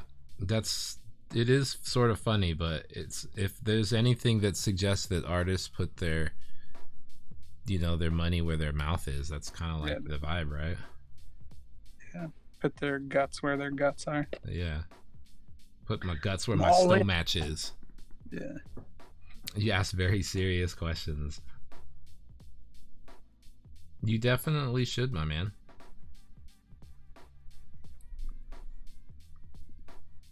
And then next year, when we hang out at Adepticon, then we can battle. And I'll be like, dang, those are those models that you painted. Ninja, check that out. Or, at Adepticon next year, we'll be able to, like, do solo co-op sessions. Yeah. Or, like, do like a little, like, weird event where it's like a competition. You get with your best homies to escape. So you escapes first. Yeah, figure out a scoring system so that like you go like you move with your character to different tables between scenarios. So you have like unique builds. Ooh, that would be fun. Right, they play. So your character's stuck with a different group of survivors. Oh, that would be wicked. Yeah, we got to think about a way to like smash them across like that, because there's lots of fun ideas for Relic Blade events that we can get down on. What color should the bases be on these guys? I don't want to go too far without figuring that out. They're like, I think this like they're mostly blue and brown. Yeah, I think like I think I want it to be light. Oh yeah, I was thinking like a reddish brown. Sure. All right, let's do it. Let's do cavalry brown. Dark brown classic.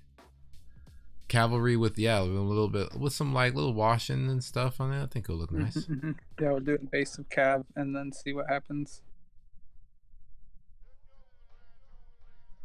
I'm thinking correct me if I'm wrong, Ninja, my man, but I think one of the first things that you did when you kind of went full-time content creator, miniature painter, was a Relic Blade commission, if I'm not mistaken, or at least an early one.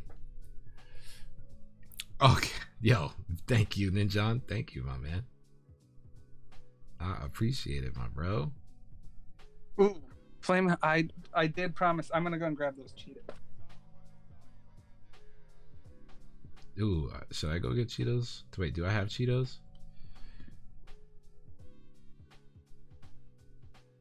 You'll have to excuse the sound, but Cheeto time. Flaming hot. turd brown. Thank you, John, for the flaming hot Cheetos that I'm stealing from my daughter's lunches. Got him. Ooh, it's spicy. Ooh, it's flaming hot. Yeah.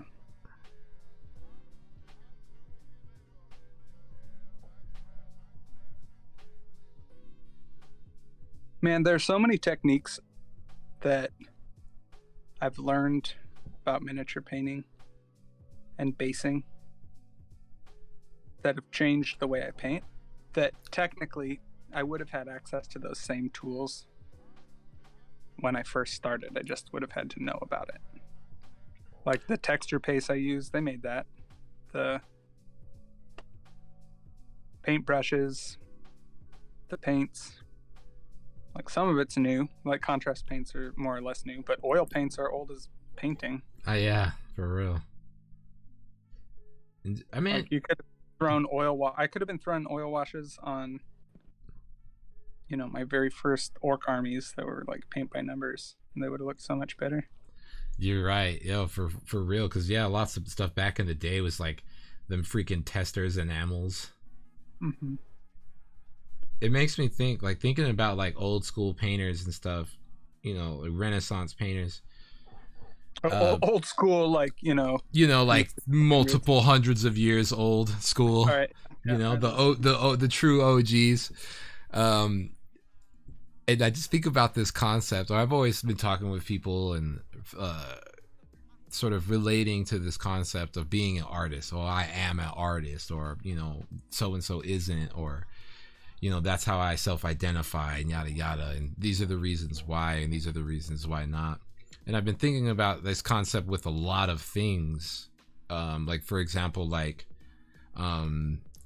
Olympic, like cross-country skiing. You know, I think, man, to really be into cross-country skiing at an Olympic level, you gotta probably self-identify as a cross-country Olympic skier. Because then this was like a full-on realization you had that like, skiers think of themselves as skiers.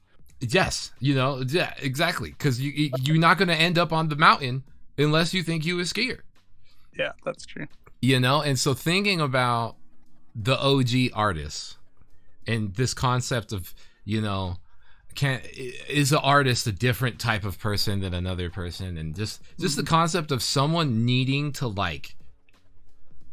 Someone wanting to make images on blank canvases so bad that like they would scrounge and like, because I can't imagine getting oil paints and getting paints was like a cheap thing. It's not like it is today. Yeah, because firstly, people still were craving entertainment just as much as today, but there were no cameras, right? Yes. And people like wanted to see like, whoa, what do you think Moses looked like? Oh, I want to imagine like, oh, bro, can you imagine how cool it'd be to see like a really high res, full color painting of the Passion of the Christ? Like we can see like the guts and stuff. And so like painters had their work cut out for them, making stuff for the church, which is like a really great way to have like kind of public art. Yeah. But then also, you know, working for commissioning like horny art for lords and their castles. Yes, or portrait style stuff, I guess, was also a thing. Oh yeah, portraits. But like, I mean, it cracks me up. There was this one painting that like was in a private collection, and like the lady reclining nude had body hair, and it just like, it's so obscene. And they found out. They were like, what? Like, what's that in her armpit? I'm mad. What is that? Just like now. Just like now, exactly. What's that in her armpit? I'm mad. Yeah. Oh, what's up? Epic Duck Mike came through. Hey, my man. He's got a raid and run. My kid's being a disaster. Oh no, not the little duck. That's too much though. The horny art. But yeah, so it's just like, it makes me think like that has to be true, because like in the same way that a skier, you ain't gonna be on the damn mountain shooting a freaking air rifle at targets after you've cross country skied, you know, in some random back mountains, unless you self-identify as a skier. And then, like, in the same way, man, to be an artist back in those days, you know, the desire, like, I need to paint, like, I want to paint, and like being, you know, imagine being like the first painter, and it's just like, yo, what do I supposed? No, they weren't like working by themselves though. You'd like get an internship. You work for a big like factory. Well, yeah, because that was the only way it was kind of done then, right? You'd be an apprentice. You'd be mixing paints for ages, so that the master can just like churn out portraits of Mary or whatever, and then you know, from there, the people who made history went from that to being like, well, what if I did paint some body hair on What here? if I did paint a melty clock? Yeah. And then we get history remembers them, you know. But it's yeah, curious. no, I think it was way more like a trade. Yeah, you know, yeah, for sure. Do you want to be a blacksmith, or your uncle does coloring for a living? Do you want to be a colorer? Like, yeah, man, when I went to this not a museum, but it was kind of like this crazy antique store, but it's pretty much felt like a museum. But so much of it was like, as I was looking across at everything, it was like looking at this landscape of for lack of a better term, it was like looking at a landscape of discarded whole entire era, like a generation of skill. And that was all of the wood carving, like everything that was made, handmade wood, beautifully intricately carved stuff. Because so much of it is that. And I'm thinking, like you were saying, that it's a trade that, man, people learned how to make some tables back in the day, and that was like a real ass thing. You were like, yo, I'll make some cool ass tables. You don't go see a little lion in the corner of the table like I do it, you know, like what's up, Lethal? When you buy one of those big old houses out in Utah, you're gonna have to go and buy a lion table. Like, got access to it. Yo, no IKEA stuff in Noah's house for real. And yeah, and all that stuff would be like mad expensive. It's interesting to see that shift. It's like I'm literally looking at what was at one point a very like profitable skill to have, like an entire craft, and then on top of that, a very desirable like piece of like social furniture that now it's the complete opposite. Like now I'd rather have the thing be a square, like, kind of. Like, we just aren't into craft furniture. Yeah. You know? But we are in a niche hobby. So, like, I have a friend who does craft furniture up in Canada. And, like, yeah, dude, you could have a career making, like, nice pieces for collectors. Oh, I bet, bro. I definitely can see it, man. I mean, my buddy. Like, now, not everyone gets their tables that way, you know. Yeah. My buddy Zach, man, he does a lot of like forging stuff, and kind of through him, I've discovered that world of forging, and you know, these knife makers and stuff that are like got these long queues for people that are trying to just get some knives from them. You know, a knife. Knives. I love. You've seen my kitchen knives. Yes, and every time I see them, I think about it, because that's exactly the type of knives that Zach makes, because he's a sushi chef. Oh, is he? He is. All right, so that means, is he making us sushi when I come visit? Oh, I'm sure that I don't doubt it. Right, good. Ninjon said, "Hey, I shouted out your Kickstarter in the next episode of the podcast. It will be over by then, but push people to sign up for late pledges. We don't have late pledges. No. Yeah, we won't have late pledges, but them showing up to see that the Kickstarter is over and that they like missed out, and they're like, oh dang, if only I would have known and gone to relicblade.com. Oh, well, look, I can go to relicblade.com and buy this. So Thank you, my man. It's all good. I love that little lore snippet about the crab guy that children dress up as him in during harvest festivals. Mm-hmm. Yep. It became a thing. The children of the Vogelands. Because I was like, oh yeah, dude, little puppet shows of this crab. So silly. I cut the fish to make the money. Yes. No, I definitely think if we hang out, we'll have to have a big homie. That's long overdue. Like big homie hangout session. Roll some dice. Yeah, I can't wait. When I get my truck, coming over. Boom, boom. The truck. Do you know what kind of truck you're gonna buy? Or you just I ordered a Ford Maverick. So you ordered. That's an interesting thing to say. Well, it's because they don't have inventory anywhere. Yeah. You have really? to, like, order it, and then 6 months later they'll manufacture it. For real? That's how it is with modern cars right now. Supply chain's messed up. So that's crazy.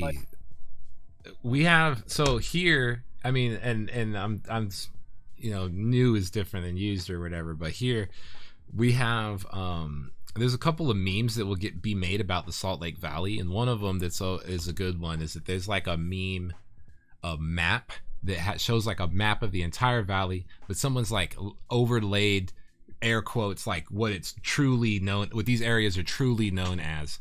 And we have this one corridor that goes pretty much the entire length of the valley called State Street.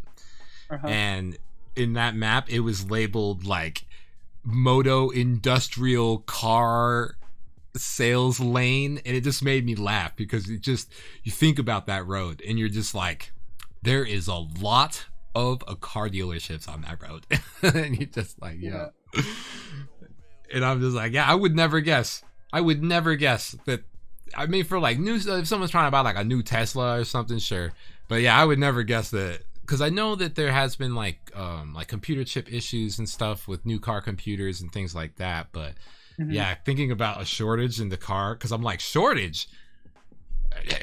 Well, I mean, yeah, the thing is like Ford makes their vehicles here, so that's a benefit to buying one, but they still need parts from other places. So I guess like even the Ford logo, that little like blue oval, they're like out of stuff. They can't get enough. So they've got like 20,000 trucks. Bro. That's the only thing that isn't finished on them is needing the logo.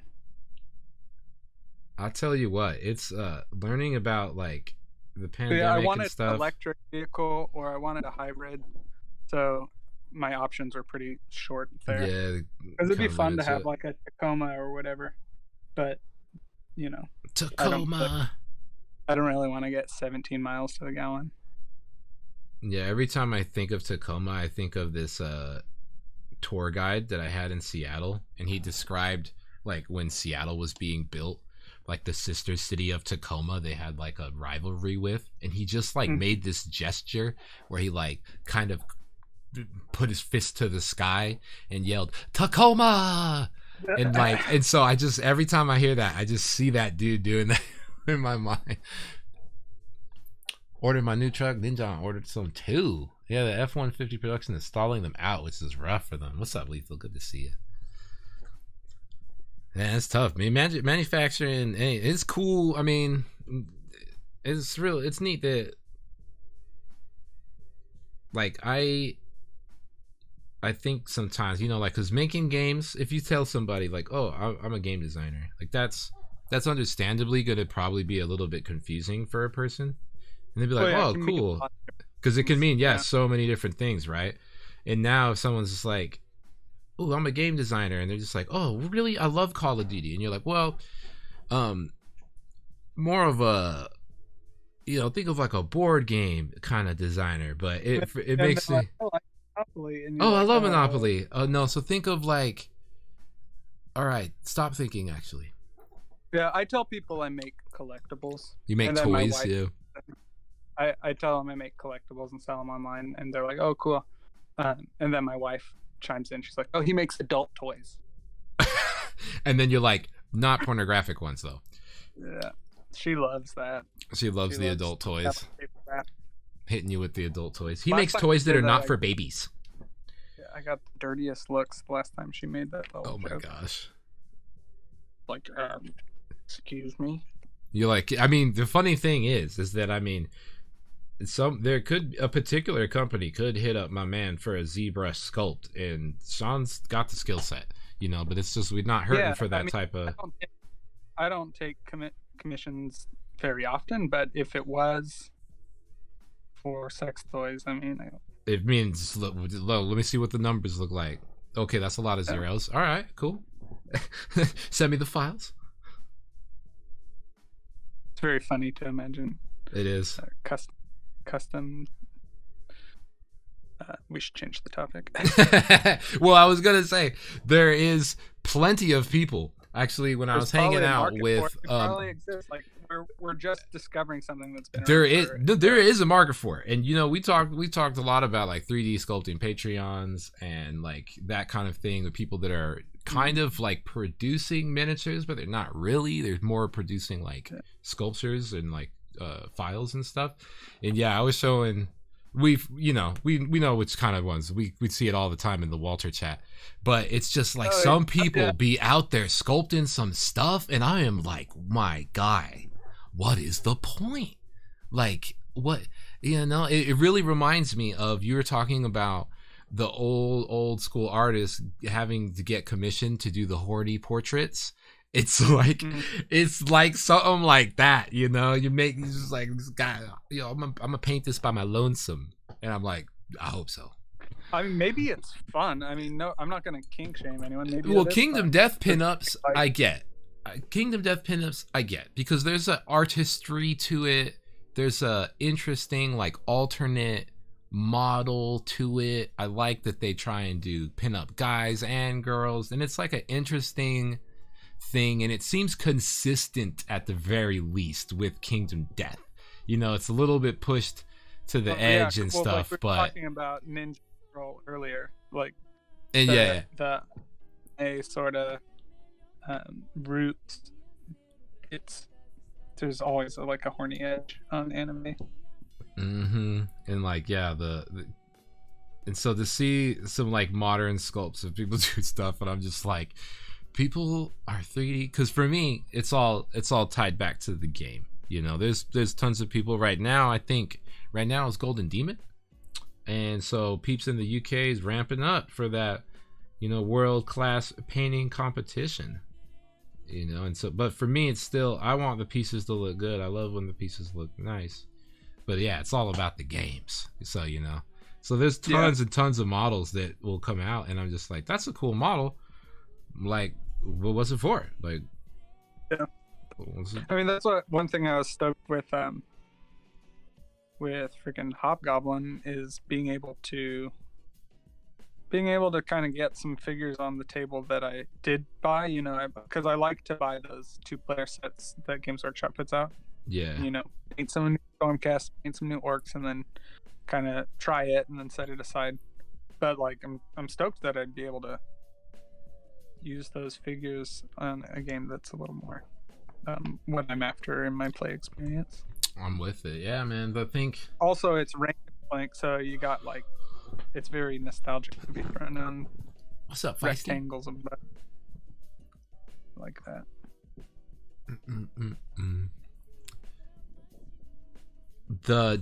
So it being like the true rank and flank, it has like wheeling and like you get intact on the left. Yeah, but you don't remove models from the trays. Like, whole units live and die together. So is it have you ever played Kings of War? I haven't played Kings of War. Oh, but I knew they kind of have something like that. Yeah, I know that Mike is familiar with it, and it's offering something different, you know. Yeah. Well, Kings of War, wanting to write a game that would, you know, we'd be able to enjoy that old-fashioned like Warhammer Fantasy play again, but that isn't written by someone in their 60s. And I was like, oh dang, that's true. I didn't think about that. No, I think honestly, like, when those games are old-fashioned for a reason. When I be doing my design stuff, because now I just be like writing down a lot of ideas that I'm getting and sort of thinking about a lot of things, and there's some stuff that will happen in this process where I think like I'm not like a traditionally, you know, I'm like I don't know what I'm doing. Like I don't know how to really design games. I just kind of, maybe I do. It's this thing where I'm like wondering, what is this that I'm like feeling, because my ideas aren't necessarily just to like reiterate, you know, like I don't want to make a game that's just like Warhammer 40k, but because it's not, I'm thinking like in a way like Mike, where I'm just like, I hit it on both sides of the fence, where I'm just like, man, I'm noticing what's the term, like patterns in my designs, and I'm like going, oh man, like will these be like good mechanics, you know, like will people interact with them and feel like, ooh, this is like a really good mechanic versus X mechanic from this other game that kind of does something similar, and then blah blah blah, you know. And I'm thinking, and then I'm like, yeah, it's gonna be a good mechanic because it's not the same thing. Like, and I like remind myself like, oh, that's like what makes it interesting, is that I'm breaking a mold that I'm even putting myself in, where I'm thinking about like the ways that things are like traditionally done, and how, you know, there's that framework. And I think that that's kind of like what Mike is saying, where he's like, yeah, I'm breaking the mold a little bit with my approach. Yeah, he is a really good game designer, and he also is able to like disassemble and destroy things that he made in order to try and make it better, and like figure out what really needs to happen. And so yeah, we did a lot of pretty exciting thinking and undoing, and you know, trying to revisit like what the goal is and what we're trying to represent, and like if that aligns with the original plan or imagination. Yeah, so like I think he in particular helps me like remember to not hold things too precious. But I mean, at the same time with Relic Blade, writing that was really a lot of emphasis and thought was put on like returning to the thesis statement and like making sure things were smooth and easy and quick. And what was the thesis statement for Relic Blade? Oh, I can't remember, but it's written down somewhere in a notebook. But it has to do with making sure that things stay simple, like, you know, speed, simple, action, like engaging. Yeah, intuitive. Things shouldn't take longer to. Yeah, I do remember you were saying that. What you said? Than they would take to do in real life. Yeah, that an action, because we were talking about that with what game was it? It was we'll not name names, but it was a Osprey science fiction game, and we were talking about, you were saying that it just took you so long to figure out how to shoot a guy. You were like, yeah, I need to roll dice and shoot. I want to do the shoot gun action. Like, oh, there were it was so many things. Like 20 plus modifiers and try and. Yeah, and there's this. It shouldn't. In the game, when you roll the dice to perform the action shoot gun, it shouldn't take longer than it does in real life to point a gun and pull a trigger. Like it's this sort of quick actions and connections to what you're doing, and Relic Blade definitely has that.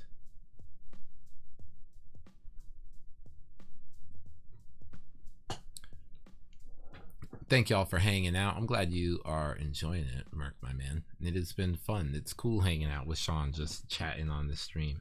It feels like just some normal stuff, because we do this a lot.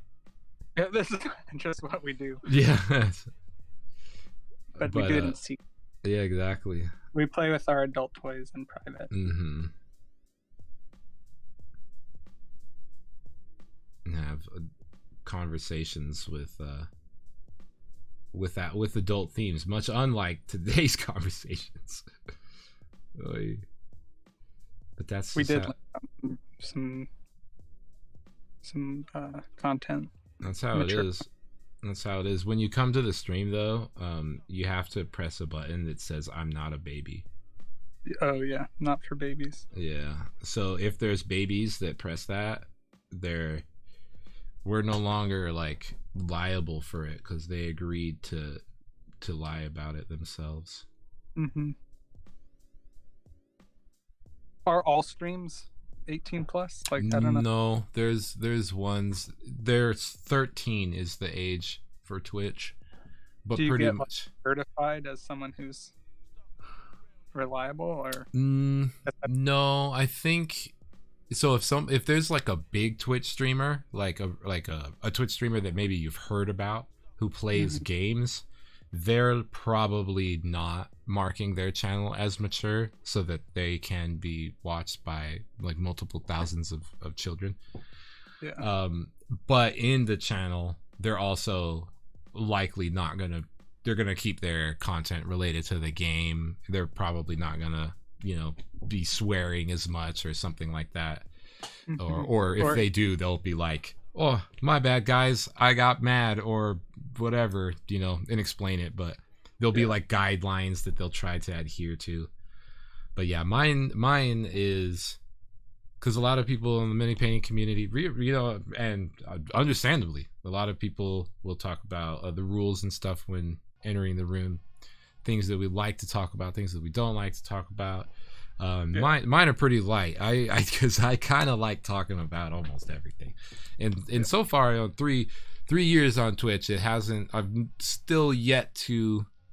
I'm pretty sure people have plenty clicked off the stream. I definitely think that's happened, but it's never gotten to a point where I ever felt like the chat or something, was bad. Yeah, or we were ever doing anything. But I've been lucky because there's not the same can be said for a lot of people in the community. Yeah, because it's the internet. It's the internet, yeah. I guess I don't know how like the rating system works for, because I know like on YouTube I can click like made for kids or not for kids. Yeah, it's pretty much almost that exact same thing because it's relating to those same like internet laws and guidelines, where it's like for Twitch every account that exists on Twitch is assumed to be over the age of 13 because a part of their thing is that you can't, but obviously that's not really the case. So it's like, how do you even being a kid and telling the internet exactly. Yeah, I remember that too. Like, show me the previews for this video game. They're like, oh, Resident Evil is violent. Like, yeah, bro. Are you old enough?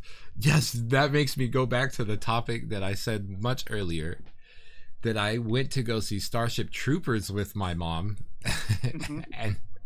and she felt very bad.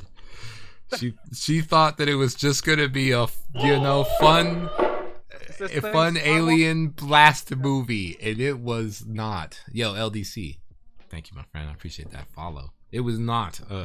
But just in the same way that I was saying, like, I keep the topics. We don't really try and moderate too much, but it's like it's the same thing. When I was a little kid, my mom was worried that me seeing people get eviscerated by arachnid aliens and like passionate lovers, or just people taking a shower, be naked, Hell yeah. Like that stuff would do something to me, and it just made me. Did.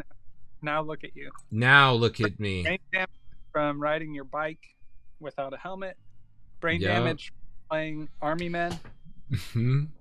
Wanting to sneak around the neighborhood in all black garb.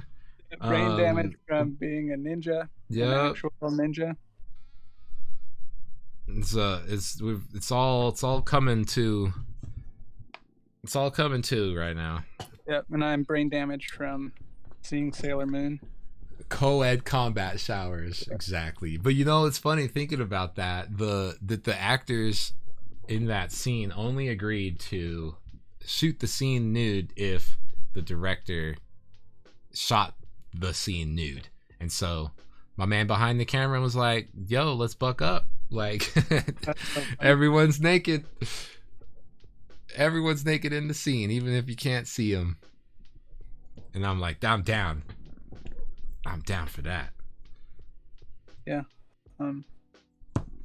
I go to clothing optional hot springs every chance I get.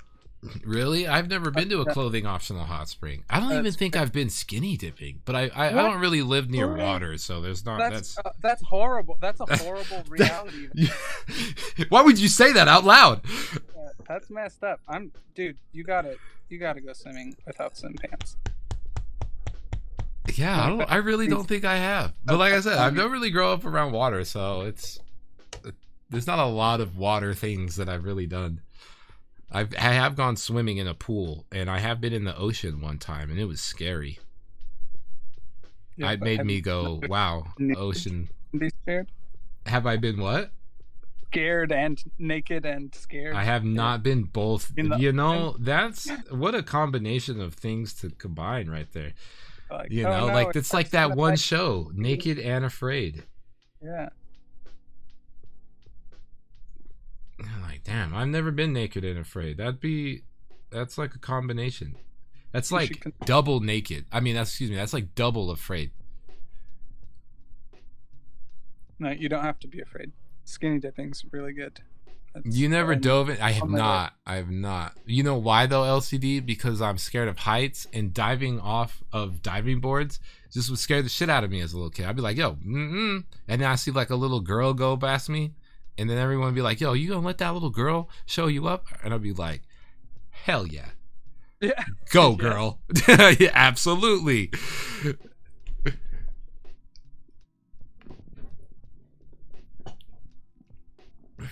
Okay, then we'll make sure that you've got the full camera crew there to capture my response when that one happens. There's always a shark in the deep end. For me, it was just not really being able to swim that well, you know.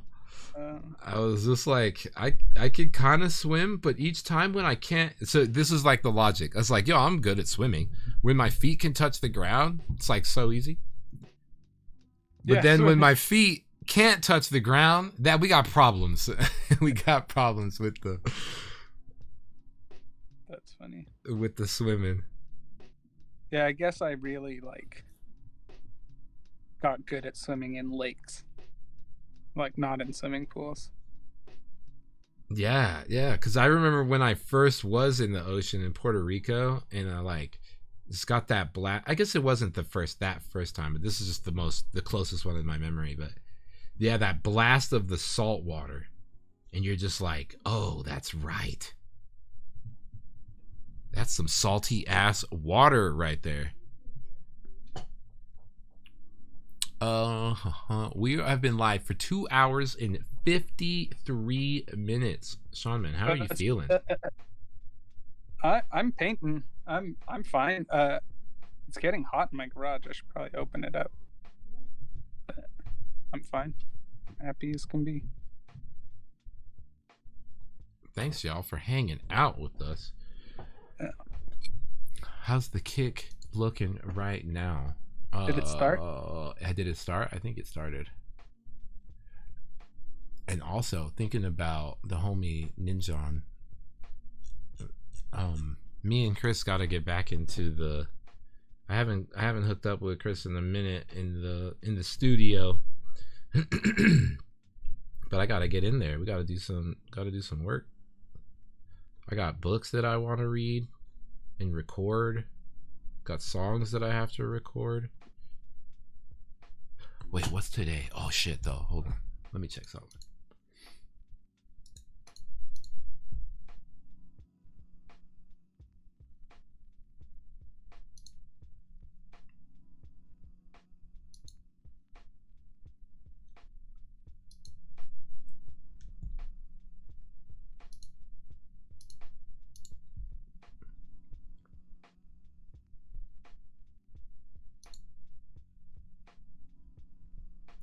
Yo, thank you, Tread.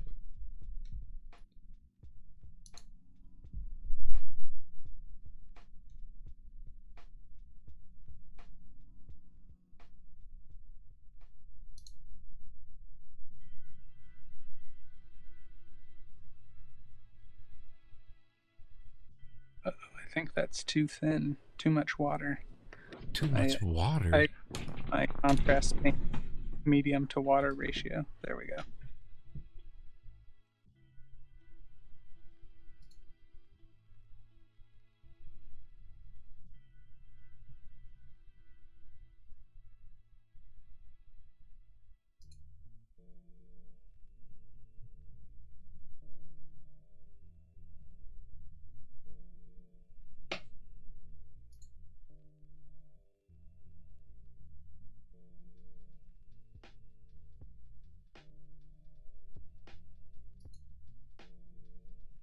Auto withdrawal is off. I want to do yes. Yes. All right, perfect. I had to do that before I forgot. Dang, look at that guy. He's blue. I like that guy because he looks like he's doing a shield bash punch on somebody. Yeah. Gwonk. That's the sound it makes. Gwonk. That's Gwonk. The sound of the police. Yeah. Gwonk, gwonk. I've been playing as Footman in Chivalry 2 with the shield and the falchion lately. Oh, I love the falchion. It hits pretty hard and it's still pretty quick. Oh, dude, yeah.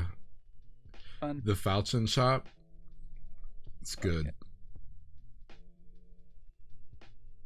Woody was showing off some earrings that she bought today, and they were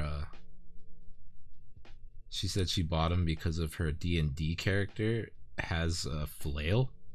But it was pretty much, the earrings were pretty much like a flail, a morning star on a chain flail. And I was like, that's cool. I was like, oh dang, fucking morning star. Like, almost cool enough to get. Should I get my ear pierced? Is that what's happening? I don't know. That's kind of the vibe that I was feeling. I was like, man, I don't like jewelry that much, but sometimes I'll see someone doing like cool stuff with jewelry. You know, like I'll see like a cool, like a dapper vampire dude like dressed up looking sweet, and he'll have like rings on his finger, and I'm like, dang, I want rings on my fingers. And then I'll like put rings on my hands, and I'm like, man, I hate these. Yeah, I got a little bit too fat in the fingers over COVID or something, and I had to take off my wedding ring. I haven't resized it yet. I guess I was hoping my joints would not be swollen forever, but we'll see. Yeah, that's because like it fits on the finger, but like the knuckle is the knuckle. Yeah, that's stuff that's like a weird. I have like a particular like ring phobia. And it's like, yeah, the thing getting stuck on my finger, it's like an instant panic. Oh, that's not the scariest part. The scariest part is having the ring get crushed while it's on your finger, or oh yeah, no, like that's what I'm saying. Something. Exactly. I had a ring. I was wearing a ring on my right hand instead of left hand, and it got caught on a fence when I was like closing a gate and walking away, and it totally tore my shoulder, like the tendons in my shoulder. I was hurt for many months because my arm was like fully attached to something while I was running, trying to walk away from it. Yeah, it's weird. It's like sometimes you take for granted your normal motor function skills until you like walk into a wall that you like were certain wasn't there or something, and you just like, wow, that hurt a lot, man. My face is not supposed to hit objects like that, like normally, you know, like geez. Yo, what's up, Matt? Several guys, you know, silicone wedding rings, silicone, buttercream croc skin. Yeah, I could grab one of those. I could grab one of those online, but I'm starting to enjoy not having stuff on my fingers. I know. I feel like that's my whole vibe. I've never liked stuff on my hands.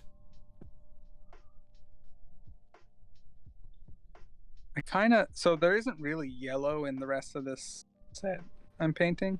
I guess their beards are a little yellow and there's yellow highlights. But it's fine. But I kind of think the pupil would be fun in it, bright, like lemon yellow. Let's try it. Start with yellow ochre, build up. Yellow ochre, it's getting used a lot. Yo, what's up, Dage? Dude, do you own yellow ochre? I do. I have this yellow ochre. Oh yeah, Procro makes yellow ochre. Yeah, and I use it a lot.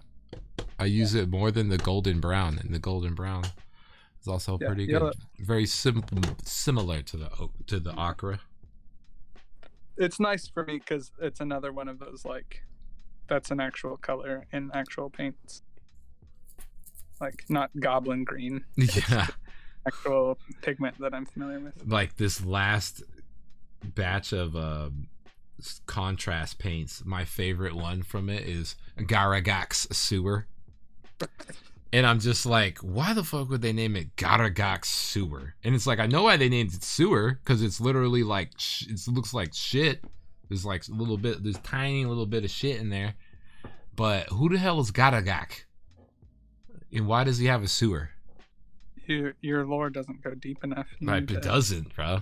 There's some of the stuff I know. Like if I look at these and I go, Wild Rider Red, I know that references orcs go fast.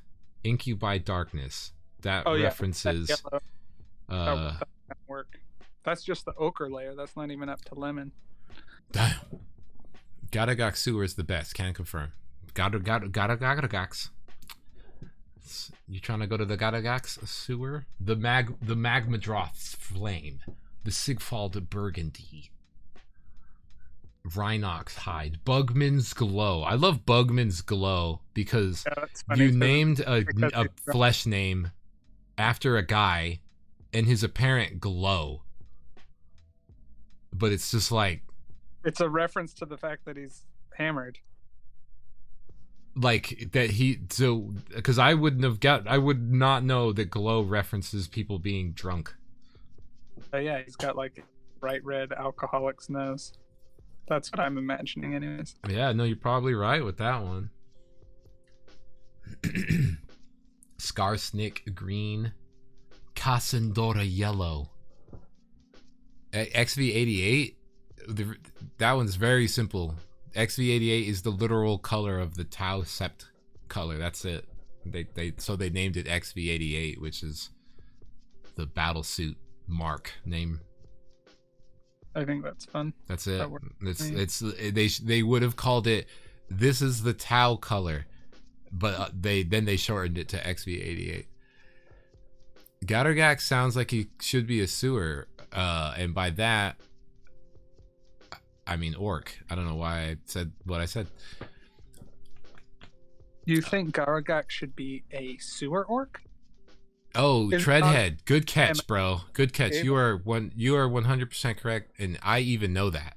But no, like Sean said, my lore is slipping. My 40k lore is slipping. When they started retconning everything and writing Primaris stuff, I don't know, the pages started feeling. Wild Riders, they've existed for a long time. Like they're Siamham Wild Riders. They're like some of the OG cool ass. You look at them and go, "This is a dope sci-fi game." Like the old Eldar being on the flying discs and stuff when everything else was like, nah. That shit was so cool looking. Falcon tanks. Yeah, Eldar were my first 40k army when I was 15, 14, and I had my first job. Went and bought some. But then I sold them to buy a skateboard. Ooh, I think often about this the skateboard that your neighbor girl is using, and you're just like, you're telling me about the neighbor girl who is every day skating by with the Walmart skateboard. It was heartbreaking. With the It was gummy like wheels. She could, but like the wheels don't roll. They literally don't work. They were made out of like a hard gelatin. And you're just they don't like, spin, like you can't. oh yeah, and they have like bar rings, not bearings. Like they're not even. Yeah, my daughter's friend came over and had that same setup, and so I spent like 20 minutes trying to loosen them up and get it so at least they roll. Yeah, and I remember you were talking about, or Sarah was also telling me about the wheels that you put on Core's bag. Yep. Yeah. I know that kind of stuff. See that dad duty. That's dad duty. Make sure your kid's skateboard works. That dad duty.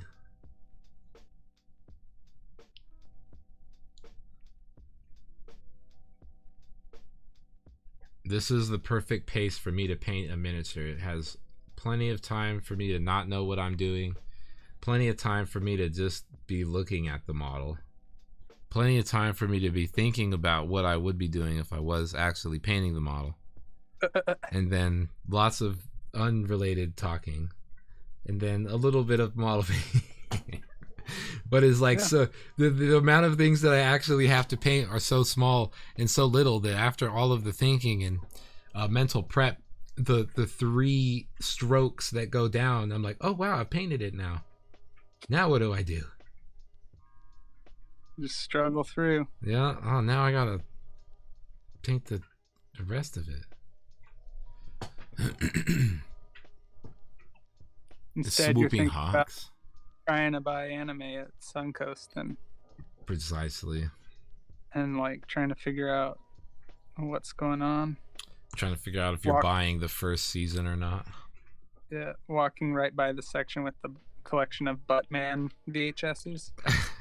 or the curious VHSs and DVDs that have like these black plastic card opaque things like stacked in front of them, and you're like, what's that for? And you pull it back and you're just like, oh, what's that? Can I see? I'm 10. Are those boobies? Oh my god. That's not boobies. That's It definitely happened a few times.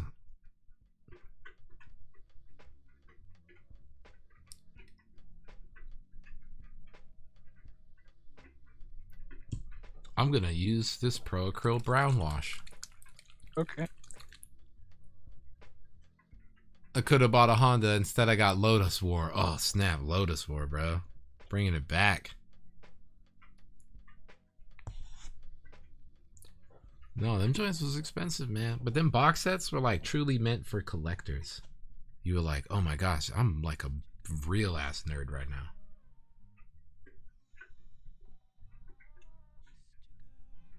This would have been the perfect for black wash, but I don't have any. What's perfect for black wash? This thing that I'm using this brown wash for. Oh. I don't have the Pro Acryl black wash.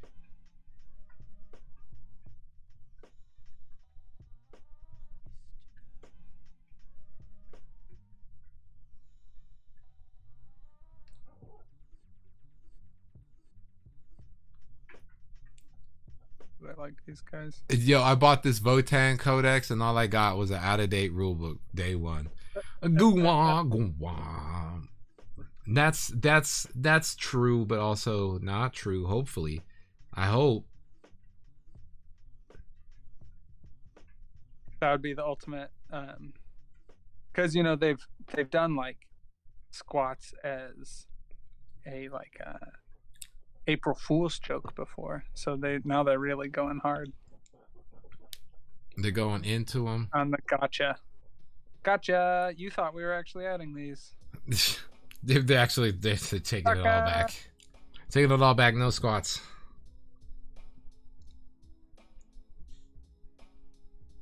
No, those minis are pretty cool. I actually do dig them, and from the lore side, they're pretty fun too, because they're not from a society that is the Imperium. So they really? have. Where did they come from? I just figured they were. What's that dwarf mining video game?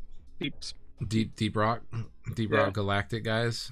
I don't know too much, but I do know that Votann, the Leagues of Votann, are run by an AI that has their best interests in mind, and some of the actual models, the Votann models, are robots that are like made in the Votann likeness to fight alongside them.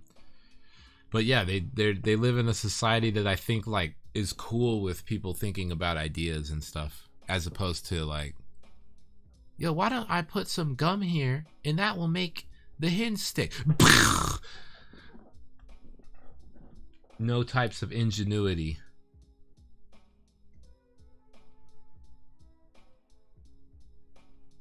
Pink guys, very fun. Look at how pink that palette is right there. Heckin'.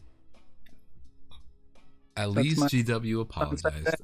I mean, if anything, GW's like, I think it's interesting because they don't really have, they have to apologize now, but only because they have to explain what happens. And them explaining what happened is just them saying, hey y'all, printing books is like kind of, it takes a while to do that. So it's easy for us to write stuff and then release it and for there to be mistakes, you know? And so yes, they apologized, air quotes, for their mistakes, but they're really just explaining that the Leagues of Votann quote unquote problem or accident is a side effect of their insane production line, and that they just can't always be testing stuff in the way that a released product makes sense to. Even if they got it in the hands of playtesters right away, like there's only so much a tester can do with the limited because set, it literally can be. I mean, it literally can be a matter of a week or two to approve stuff. Yeah, so it's interesting. I think as making stuff isn't easy, I'll tell you from first-hand experience. Yeah, there's a lot of things that can go wrong. See, digital books, please. It's interesting because it's like, from the perspective of someone who writes books, it's like, why would I, if I write a book, why would I want you to have the digital version of it? Especially if I'm manufacturing the book so that you can hold it, you know? Yeah, I mean, like, to me they're two different products for different purposes. And that's why, because that's what makes it interesting. Because if you think about like a novel, it becomes very straightforward. It's just about accessibility. How do you want to access this novel? You want to listen to it? You want to, read it yourself? Blah blah blah. It's got different ways to do it. But why it becomes interesting, I think, when we're talking about rule books, is because I think most people would, when they say like, I want digital books, they're ultimately saying, I don't want you to make physical books. I'd rather you just put the 3 pages of rules in a PDF. Yeah, and I mean, that's another thing is like, Games Workshop books are, they've got lots of different types of rules. They'll be like, oh, for narrative play, here's this, and play, here's this. But like, rules wise, if stats are changing on the units, like, you probably weren't going to be pulling out your book during a game anyways. Yeah, so it is interesting that it's not like the Leagues of Votann is suddenly like they're changing the lore, or changing the story. Yeah. But the art, that's the stuff that you want a physical book for anyways. That's the stuff that has that physical book value. But yeah, it's like, are people buying it for that? Hey, pale lady. But I think that I absolutely, so that's what I think, where GW is like, their brow is furrowed, because they're like, we can very easily make codexes that have lots of valuable information, but they do not have like unit printed like stat lines, and we have those stat lines actually in our online, you know, database of stats, which we can alter and edit and change and that sort of stuff, so that your book is never being like, quote unquote, like air quote, changed or whatever, or data or entries aren't being changed. But I feel like the reason why they don't do that is because they're like, but then people won't buy our books. You know, so it's like they're trying to figure out, how do we split the information so that the book has value? Because I think that's where GW, they're like in a rock and a hard space with the codexes right now, because they're still trying to publish rules, and people are buying rules, but it's like your vehicle for rules shouldn't be expensive books, maybe, you know. But they're like, but it's the perfect vehicle for rules because people like to collect them. Exactly. That's what I'm saying. It's the perfect vehicle for rules, but it's also not the perfect vehicle for rules. Yeah. It's explicitly not the perfect vehicle, while also being what we want and what we don't want all at the same time. And it's tough. So, because it's like Corvus Belli, I think, is a good example of like doing the rules stuff in a way that's exciting for people to access with like the online app and stuff. And their whole book is free, like you don't have to buy the book. And so, but they produced the rule book, and I bought like the N3, I think it was N3, like, and the expansion one as well. And they're just like gorgeous books. But yeah, it felt like I was doing something like out of the ordinary. Whereas a GW, that's exactly what I expect. But that's the thing, is like, it's for me as a collector, because I played a lot of War Machine. There was never a reason to buy the books other than the stories, and so even though I wanted to, like, I couldn't really afford it. But like, and so that's why I think that GW doesn't. I don't know. I feel like the GW books are still a cool thing. Like, I'm in defense of it. I feel like it's still a cool thing. I think that there's plenty of people out there, because like, just thinking about like the people who buy like the special edition codexes or the special edition really, really fancy Black Library like book releases, I definitely know that they have their like hardcore peeps, right? But it's really just the lay people. Like, it's your average, I'm 15 to 20, you know, trying to that target demographic for GW. I don't know if they would be like, yeah, I love buying books. But every time, like, for example, one of the Relic Blade videos that you have in the Kickstarter campaign, it's like, this is, people have been talking about Relic Blade, check it out here. There's these two guys that were chatting about it, really, you know, praising Relic Blade, singing some great praise. But behind them was the bookshelf, and like 15 40k codexes. The shelf down was the 12 Age of Sigmar battle tomes, you know, and I was like, whoa. Like, I'm straight up looking at like $600 worth of books right there. Yeah, that was nuts. Yeah. Make a subscription model to access it. They're gonna do that with once they have enough money from Warhammer Plus, and they feel like they have the right people making their apps, the right code meisters. Absolutely, GW is going to try and do something like that. Code meister.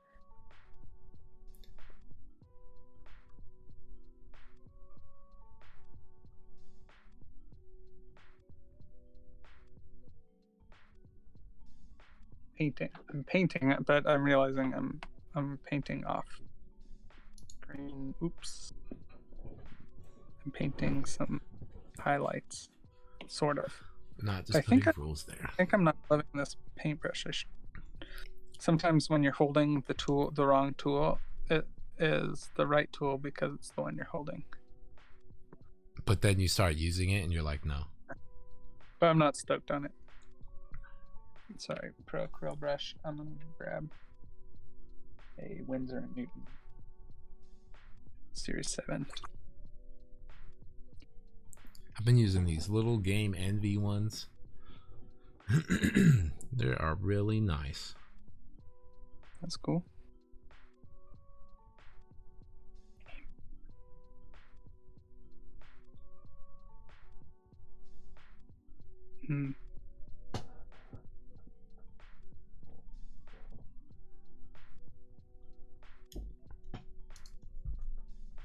Oh snap, we're at 93. Just went over 93. Hooray! 93, y'all. Gosh dang.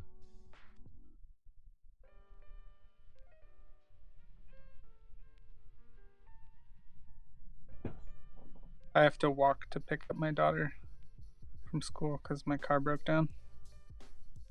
And I think on the way back we'll get some burritos. Is it that same spot that I'm thinking of? Because that's kind of a little walk.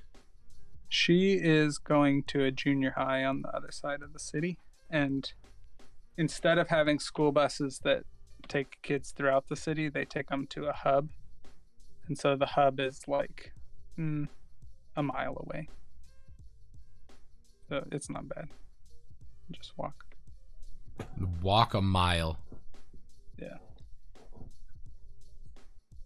Yeah, I growing up over here in this, like, going around your spot, like, I've talked about it there, where I'm like, man, in California it just kind of seems like places are just put wherever. Where in Salt Lake, especially the further you get away from the city, the more like intentional the zoning gets. It's insane around here that you just have that far in California. Yeah, and over here, like, I could walk to my supermarket because it's like right there, but it's like it's just far enough that I'd be like, why would I walk to the supermarket? Well, moreover, like, once you buy something, what are you going to carry back? You know. Exactly. So, like, I live near my grocery store enough to like walk to pick up stuff. I even have like a tortilleria I can get fresh. Yeah, bro. Fresh tortillas. We've done it. I've been there, chat. Which is great when you need tortillas, but if you need something more heavy, like watermelons, 4,000 beers and watermelon. Yeah, you do have to. Gotta use them Chevrolets, the Bugattis. Yep. The Bugattis. It's nice using the Bugattis, like when you go traveling and you're like in a new place. Yeah. Like when I think about going when I was in Seattle, walking around and just being like, I can kind of like walk to everything, and that's like it. It's like, well, that's weird, you know, because there's times where I'd be thinking. I remember learning that my cousin in New York didn't have her driver's license, and that like struck me. I was like, you don't have your driver's license? You're like way older than me. Like, what are you talking about? Basement? Like, yeah, I was like, how do you not have a driver's license and you're like, 25? Like, that's so strange. I got my driver's license when I'm 17. Come on now, And then I visited New York, and I was like, oh, I get it. Like, why would you want a driver's license? Owning a car would be such a headache. I know, man. I was like, oh gosh. Parking it and trying to keep it somewhere. Yes, it's the parking that really hits you. You're just like, I've never felt such stress and anger related to parking before. This is curious. Like, I feel like I'm in some sort of social battleground. Yeah, because I live near San Francisco. If you said, Sean, let's go to a concert in San Francisco, it's in this part of the city in the evening, I would be like, start sweating thinking about trying to find parking. Like, what happened to you? Why are you sweating? We can go. I just need a minute. I need to sit down. I need to take a break from thinking about that. Bro, that was me driving with Giancarlo through it was through San Fran, man. I was like, holy shit. It looked like I don't know, just a curious slice of life action going on at any place that you look, and it was, the roads seemed to be made, just as they were, like they weren't like planning where the road was going. They would like pour like 1 foot of the road at a time, and they're like, oh dang, this ran into a building.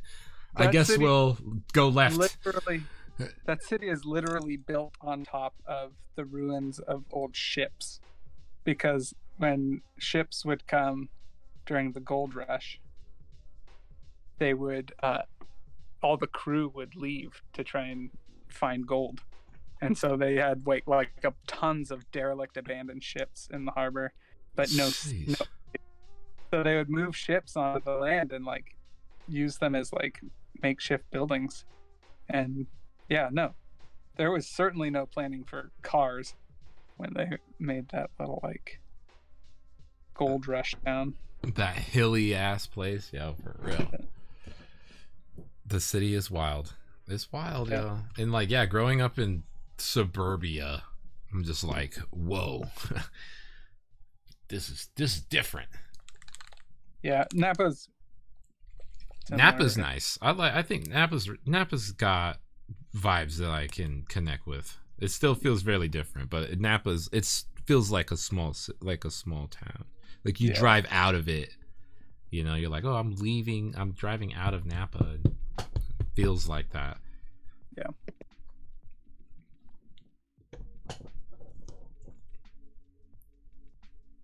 I'm not in love with Napa, but it is where I live. The wine country. Yeah, next time you visit, maybe we'll actually go wine tasting. But then we have to take playing games, so that's kind of a bummer. Say that again? But then we'd have to take a break from playing games. No, not necessarily. We just play different wine tasting games. Oh, we just bring Warhammers and play them at the wine vineyard. Set it up. Yeah. Bring the next one. What kind is this? Where does it grow? Okay, I need to roll 6 ups.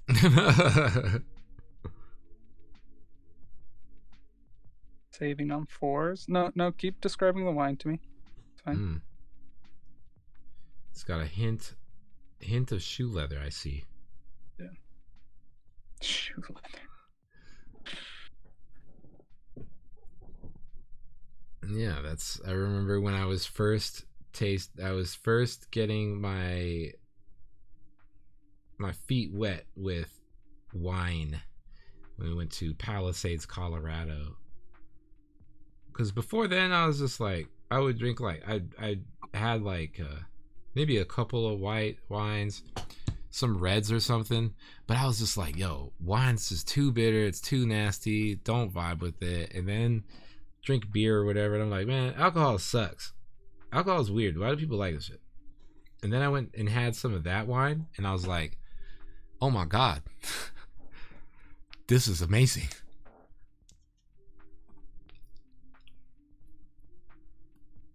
Drinking on casualties is dangerous.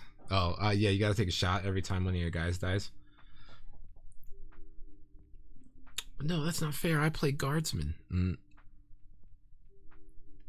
Relic Blade's a safe enough game to play, except that it lasts a half hour. I realized that 4 drinks in a half hour is probably a little bit much, actually. I know, most of the time when we getting down on some Relic Blade, we're drinking some nice crafts. Yeah, the first night Mike was in town, I drank way too much. I didn't notice. I was just like having fun and playing games. And then suddenly you're just like, a lot of beers. Mike Hutchinson, creator of Gaslands. And he got some Mike's Hard Lemonade, which was funny and fun. He had to get some of like the just the worst American stuff. Yeah, just to try it. In the photos I shared online, you can see like a box of Captain Crunch. I did see that. Yeah, I did see the Captain Crunch. I was wondering about it. I was just like, is that like just straight hand snacks? You just dip in? Yeah. Yeah, it was. Because he was like, man, you have to buy this at like specialty American candy shops. What, Captain Crunch? Yeah. Damn. And it's like $11 a box. Oh my gosh, bro. When we went and picked up stuff for me to make dinner, he grabbed one for $2.99. Or $1. No, it was $1.99 for a box of Captain Crunch. Is there, dude, it's like the UK version, like Lord Crack? Yes, Lord Crack. No, I don't. It's imported from America. It's a specialty. I wish that they should get on that. Lord Crack, Lord Cracker. Maybe not Lord Cracker. That's probably not going to go across very well. I think in the UK they'll be fine. They won't. Yeah, if it's just relegated to the UK, that's like UK words. Jolly-o. Captain Jolly-o show. We did talk about the word knob, and then try to learn. Like, I was like, so how bad of a word is it? Yeah, and like, why would you name the orcs after it? Yeah, it's apparently it's not that bad of a word. It's like wiener. Okay. On the scale of like inappropriate. Yeah. But that also it can mean like an upper class snooty person. So like someone who's a boss. So it's funny because a boss orc is like is a knob, yeah. Is like measuring his dick, but also upperclassman with his. I gets it. Yeah, I was always figuring that with. It's always funny too is when GW started to like make videos to like promote their, you know, like I'm thinking of Necromunda, and then you just turn it on and you hear the down and you down in the underhive. We must fight for every scrap. I'm like, what? That's what they sound like in Necromunda? That's really weird. And then I'm like, oh, that's right. We've got to fight. And I'm just like, damn, bro, that's not what my Goliath guy sounded like. Yeah, I wasn't. You didn't know he did. Yeah, I was like, oh, I get it. You know, and it's like funny. You forget these things until then you're reminded. Oh yeah, this is like. These are English folks. I'm gonna open my garage door because I'm almost dead. He's almost melted. We have about we'll do about 30 more minutes, y'all. American section at the UK is funny as hell.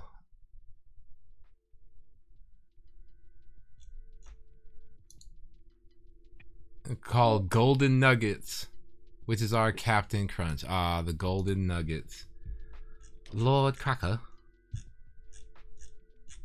I kind of want to dry brush on bases, but I need the right.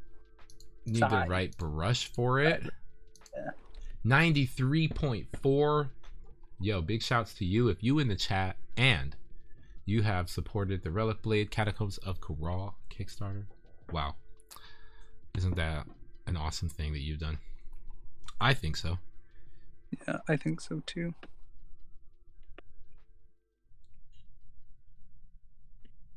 Burnt red. What color am I gonna use over this like Martian Earth that I've created?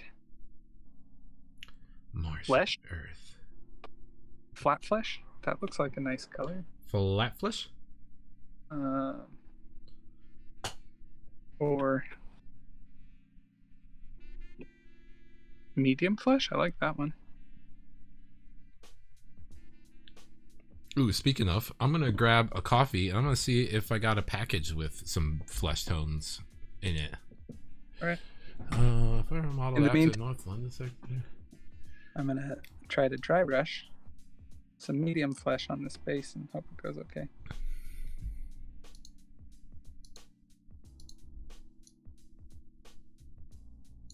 Oh, is it this? No, is it this one? Oh, it is this one. Go. Boom, boom. Yo, what's up, cribbages? Hey, where do I buy my ticket for Long Island's Relic Blade event? For Long Island's and Relic Blade event for Adepticon. Yeah, we gotta make one, huh? maybe make some. We'll think about it then, John. We got to think about what the event, because we got to have a cool event. I like the idea of doing the cross table corral like mixer. Yeah, man. Especially like if you get killed, you're out. If your character dies. Yeah, or we could have a no deaths. Yeah, like permadeath is part of the event. All right, y'all. I'm gonna be right back. I'm going to grab a coffee. What time is it? This guy eating. It's like 4 o'clock.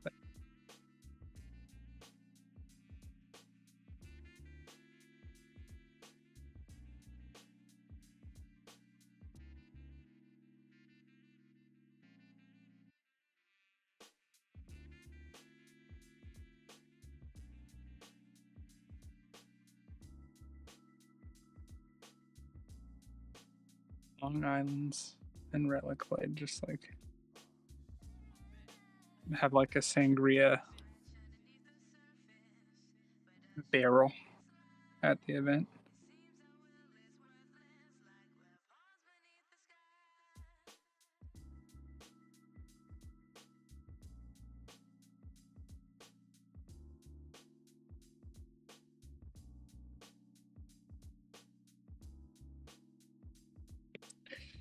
It turns out this medium flesh dry brush is basically what I want on the armor also. I do not like the way that sword looks.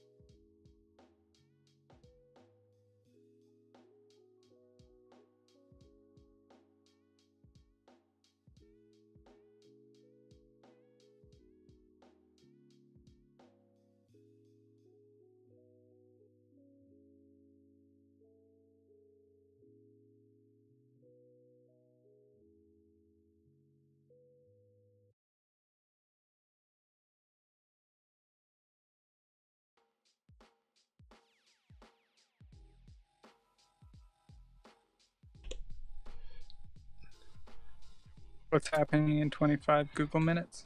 I gotta go get Apollo because I let him outside. Oh my gosh. Yeah, he's not like Marceline, or I don't know. I think maybe he would be, But there's just so many other cats around here that it's like this concept of having a cat that's like outside and inside. Mm. Bro, Honey O's is the best cereal ever made. I don't know if if I was gonna think about my favorite cereal, it's gotta be the Fruity Pebbles, yo. Oh, really? Yeah, like the Fruity Pebbles at the optimum soak like threshold, not too crunch, not too sog, like right up in the middle. That's a similar, like, weirdly fruity, like, acidic flavor. Which one? Oh, Trix? Oh yeah, Trix. Yeah, I guess down with Trix. Them's for kids. Yeah, I haven't had them in ages. Yeah, man. I don't really plan on having them, so.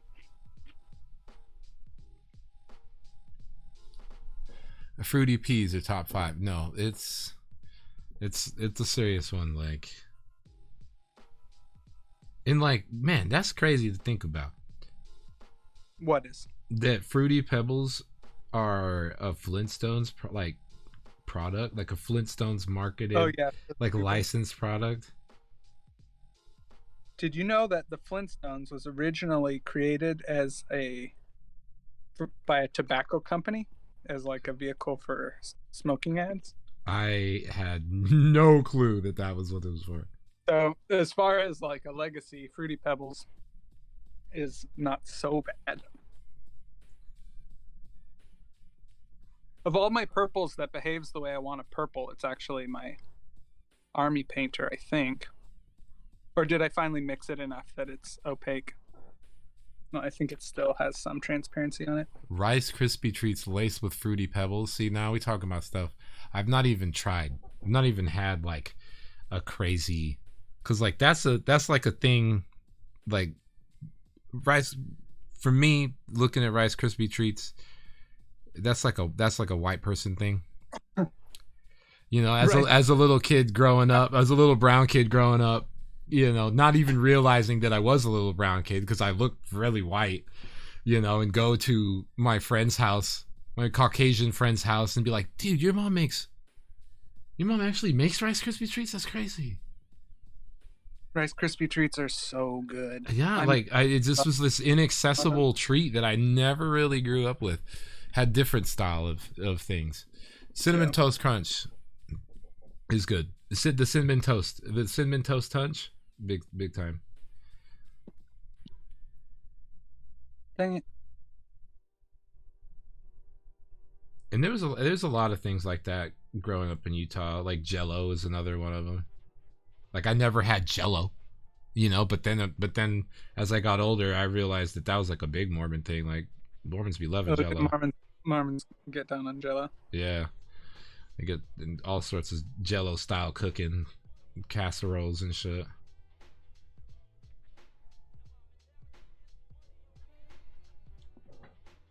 I think what Utah's mostly becoming known for these days is like ex-Mormon spiritual new spiritual cult leader peoples, and then like middle-aged lady MLM type scams. And that's about it these days. Well, at least it's just With scams. Instead of Krispies, we wouldn't blink for like 3 hours. The sugar high was for real. That's wild. Y'all loco. The best cocoa is Cocoa Pebbles or Blood Clot. I mean, I got to. It's just too much, you know. It's good, but you can't go full choco. It's just too much. It's too choco, you know. That's where it is good, but it's like it's just too choco, you know. That's why I never got down on Count Chocula. He's just too chocolate. Try making Rice Krispie treats, but with the Reese's peanut butter cereal, yo, for real. The peanut butter cereal is like one of those ones that I always was like, yo, the peanut butter. I don't know why I'm saying peanut butt, but we're gonna go with it. The peanut butt cereal gotta be the most flavorous cereal. And then I tried it, and it was like the airy, like the air filled crunchy little kernel of it's too because it has no flavor because it's just air, right? And so I was like, no, actually, the Reese's Puffs not really actually that great. You need the Tricks. Not Tricks. It was Fruity Pebbles is the one. Yeah, Fruity Pebbles really come through with that, and then again the Cinnamon Toast Punch. Just getting cinnamon in it. Sentimental. Sentimental about a sentimental. Ooh, cool Ogsul. Cool Ogsul. I like. Can you draw a picture of a cool Ogsul with sunglasses? Probably. That'd be sick. Cool. Yeah, cool Ogs. I'm as cool as Ogsul. That could be if you design a sticker on a whim. That should be what it is. I'm as cool as Ogsul. One of the things that is like kind of haunting in the back of my brain is a desire to paint, or rather draw, different card art for the character versions versus the monster versions. The monster versions. It's not really that necessary, but and the framing is different on them as well, which helps. Like their sizing is a little bit different. I mean, the card back will be obviously like monster cards, but I just like the idea of doing another drawing of these guys. Yeah, I think I think we could say that makes sense when you've got the ability to draw things. To just want to draw. Because again, I'm not going to name names, but I saw on my feed a post that said cover art reveal. They were revealing a cover art for, I'm assuming, a new game or something. And I was just like, that's it's not very, that's not it. It's good. It's not a bad piece of art, but it ain't the cover art really, you know? And it just made me think about like, that's just the thing that makes, you know, Relic Blade and Sean Sutter's unique skill wheelhouse. Because like Mike was Peace, pale lady, about wanting to, you know, pondering how he would be able to be a full-time games designer, and trying to figure that out. Because he's a programmer, right? Actually, he's a project manager. Oh, okay. So he's like, So he manages people that are writing code. Yeah, but for Fortnite. Oh, really? For Fortnite? Yeah. So. Oh, wow. Technically a game designer, but yeah. Game designers in video game industry have like a different type or different job. So like he's a game designer, but not that game designer. So project manager for it. Anyways, but he was like, how without being able to draw and sculpt, he's trying to figure out like how you do it, you know, because writing full time for games, I think it would be harder.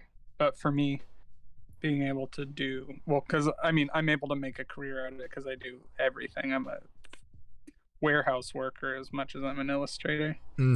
Yeah. Oh, the glory and the unglorious stuff is all there for you. Yep.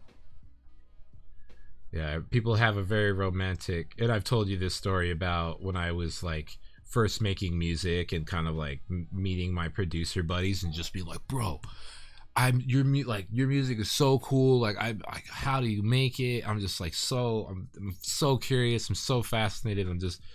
I want to know. I want to be there when you make music and just see it. And he's just like, it's just, I'm just wearing headphones and sitting down. Yeah. And I was like, oh, I guess you're right. Making music. Yeah. You're not necessarily like playing instruments now that you say that. My sculpture video is I could spice up the editing and like make it more exciting, but it's true. Like there, at a certain point, you're just watching me work at 16 times speed, and it's just me sitting at a computer. You know what though? Using those same two comparisons though, whereas I'm like, my dude, I'd love to watch you make music, and how he sort of reminds me that making music doesn't necessarily, especially when it comes to I'm literally arranging sounds in a sequencer, like it just looks like you're just putting colored blocks down, you know, there's no, and those colored blocks make noise or something, and so there's not really a visual element to it that makes it interesting to watch, you know. Yeah. But sculpting on the other hand absolutely does, because like that video felt short, even though it's like what, 20, is it like 21 or 29 minutes long or something like that? It's still pretty long in my opinion. Yeah, and it felt short because I was just like kind of engaged in watching that process, that the whole, the shape turning into something. At that speed, you really have to be paying attention, otherwise you'll miss his whole head appearing out of nowhere. Yeah. Or in that case, with the crab, he doesn't really have a head, but still. You're just like, yo, that shape was refined. But yeah, everybody that showed me, we were all talking about it. It's just like, wow, it's so fun to watch Sean just create the thing from nothing. And I know a couple of other people that sculpt and that don't have your traditional like art background, your ability to translate your drawings into sculpture, and so their sculpting process is like so much more like CAD style, and it really, and it has a whole different type of vibe. How many warehouse workers get to hang out with Gaslands, Mike? Yeah, not many, I guess. Mm-hmm. Yeah, I don't know if you guys know, but his book is in Barnes and Noble. Yeah, I mean, whoa. Oh, and also I did get that shipment of washes from Monument. Shout out to Monument.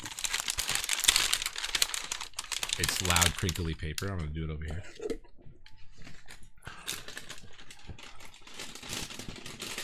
Three hours and 52. I think we should probably cut it off at the 4-hour mark.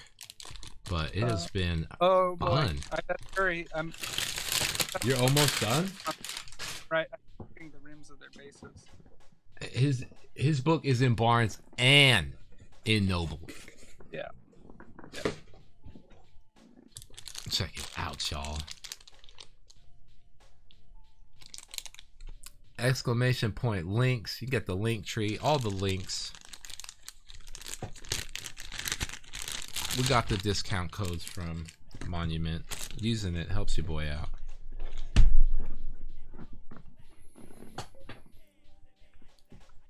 Oh, Stig, no worries. I hope everything's all right. I was mentioning to Sean that I have a timer for my cat, and and literally the only reason I have a timer for my cat is because he is a little rowdy dude. And he likes to wrestle with cats.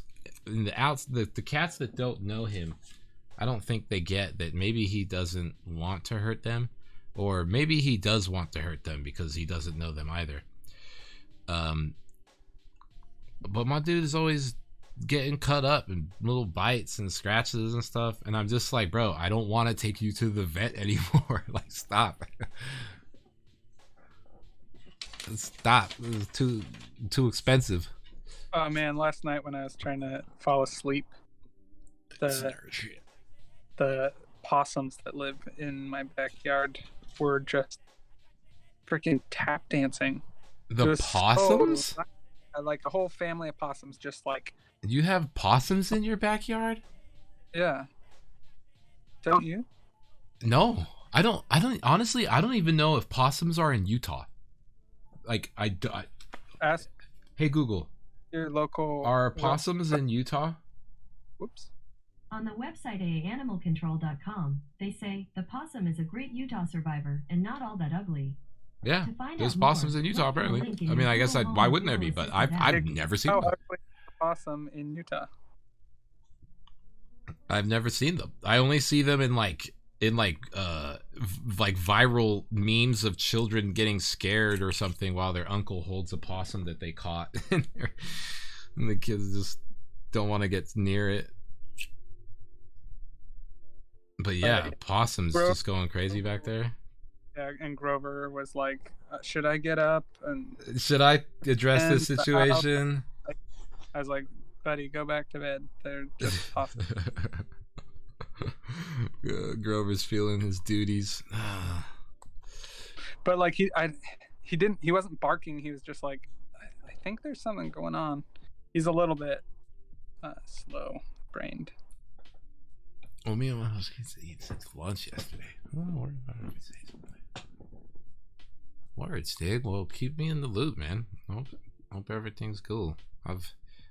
Vets are crazy, but oh my gosh, every time I go to the vet with my cat, I'm so thankful. I'm like, yes, I am.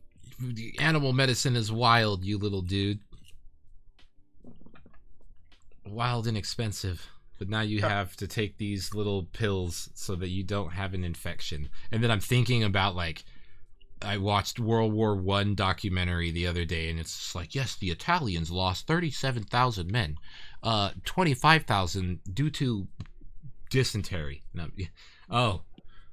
due to not having. Yeah. And you're just like, oh wow, little animal. This amoxicillin is awesome.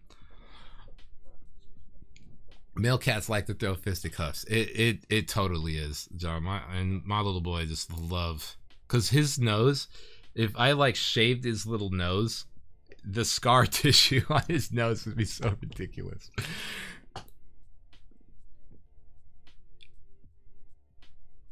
Oh boy, I forgot to do metal chips on their rust armor. Merc said, during the stream, Sean painted all his Oxul, and I got to almost finish just the skin on 2 clan warriors. Yeah, I don't have enough miniatures. If I started streaming, if you started streaming, it would be like for the stuff I'd paint. I would help you set up your stream so that in hour 1 it would be it'd be like 2 hours I sculpt the model, and then for 1 hour while you're printing the model that you just sculpted, you're just painting another random model, and then for like the last hour, just a 4-hour stream block, you paint the model that you sculpted at the beginning. And then it's just like, just go hyper crazy with it. Yeah. That's funny. It wouldn't be the first time I've done that. No, I remember going to the old OG Metal King studio and like learning about your stuff, your work with B Squad, and I was like asking you more questions about how that worked and like what you were doing, and you were telling me like how hard you were working on B Squad and just like what you were doing in a single day. It's yeah, comics are. Yes, and every single time someone says, I wish Sean would make a Relic Blade comment, I read it and I go, I understand what you're saying. And then in my head, I just like get blasted with all of those like feelings and things you've expressed to me. And I'm just like, And we've talked about, you said, if you want Relic Blade comment, you have to not want any Relic Blade for like 2 years or something. It would be fun to hire someone who likes comics to do a comic, Yeah, or simple animations. Oh yeah, I'd love that. Because you haven't seen, maybe we should maybe watch some, because I don't think we've checked any out, but on the Warhammer Plus we can hang out and you can check out some of their Warhammer like original animated ones, because they're cool, because it's like cool to see them, because I know that animation is really time consuming and difficult like style of, you know, producing a show. Story. Yeah. And so it's like it's interesting, the ones that the studios that they've hired, you could see the little shortcuts that are being taken and all these things. And some people were like, I want higher quality animation. It's like, I get it, but at the same time I was like, still kind of cool what I'm seeing, even though it's, you know, boom. It's easy to forget how well, I think it's not easy to forget. A lot of people don't know how hard it is to make. No, they really don't. I remember hearing about, there was what's the called when they make another movie that's the movie that they've made in the past. It was the new Mary Poppins, but they say that again. A remake? Yes, remake. I kept thinking remaster, and I was like, that's not it. Like, just a straight up remake. And there was a sequence in this remake of, and I think Emily Blunt was in it. I think she might have played it. But there's apparently a sequence that is like an old school animation sequence that traditionally done. But I remember reading some story that was saying like they had to call out people that have not worked professionally in the animation industry for like 20 years just to get their heads around how to make it, because it's been so long since traditional like Disney style, like OG Disney style animation has been done. It's all replaced and different now. Yeah, wild. Yeah, animation is like comic books. It's like it's so difficult to make that like studios want to be able to pay animators less than you would get paid to be like work at a grocery store. Mm-hmm. So animators are always having to deal with strikes and trying to get respect. But like with comics, you know, for me, I'm my own publisher, and so I, as the artist and the producer, I have to say, well, I'd have to pay myself too little, and I can't ask myself to do that. You know? Yeah. I mean, I think there does exist a kind of precedent for you to take some time to maybe make like a art book that contains a lot of you know, all of the Relic Blade art you've done over the time and stuff like that. That'd be fun. Yeah, that would be really cool. But yeah, it could be like meta commentary, or like, what's the right word? Yeah, I think that would be the right word. Similar to a like part lore, part not lore. Part lore, part like hard background design stuff, or like today I was telling somebody about the crab pose, and I was like, Sean's expressed in the past that like the Shark Knight is very closed, like his pose is very closed. So if you look at the Shark Knight and you look at the crab Paragon, you're gonna see a guy who's got his arms like in, and a guy who's got his arms open. You know, like there's these very deliberate choices being made. It's not accidentally just wide. Yeah. The eyeball, the big Gorgon, is about to get a oil wash. He's about to get an oil wash? Yeah. Where's my an art book would be cool, right, Woody? Amsel. Yes, thanks for that. We are at 4 hours and 4 minutes. We should probably wrap it up. I've got to go get ready to go to the store and like battle peeps with my Stormcast. I've got to go and get my daughter, but let's get some oil on this guy before. Yeah, you've got to walk a great distance. I'm putting on microscopic dots on this little lens over here to kind of make it look like this guy's wearing glasses. I think it kind of works. Oh, there goes the alarm. Oh no. Hey Google, Extend the alarm by 5 minutes. Hey Google, let Apollo in. Got it. 5 minutes added to your 25-minute timer. Ooh. I know. Wouldn't that be cool if did your Google just say? Did your Google just respond to you? she's like, "What is Apollo?" Yeah. But now you can start. Yes. I have not really made it super far on the character.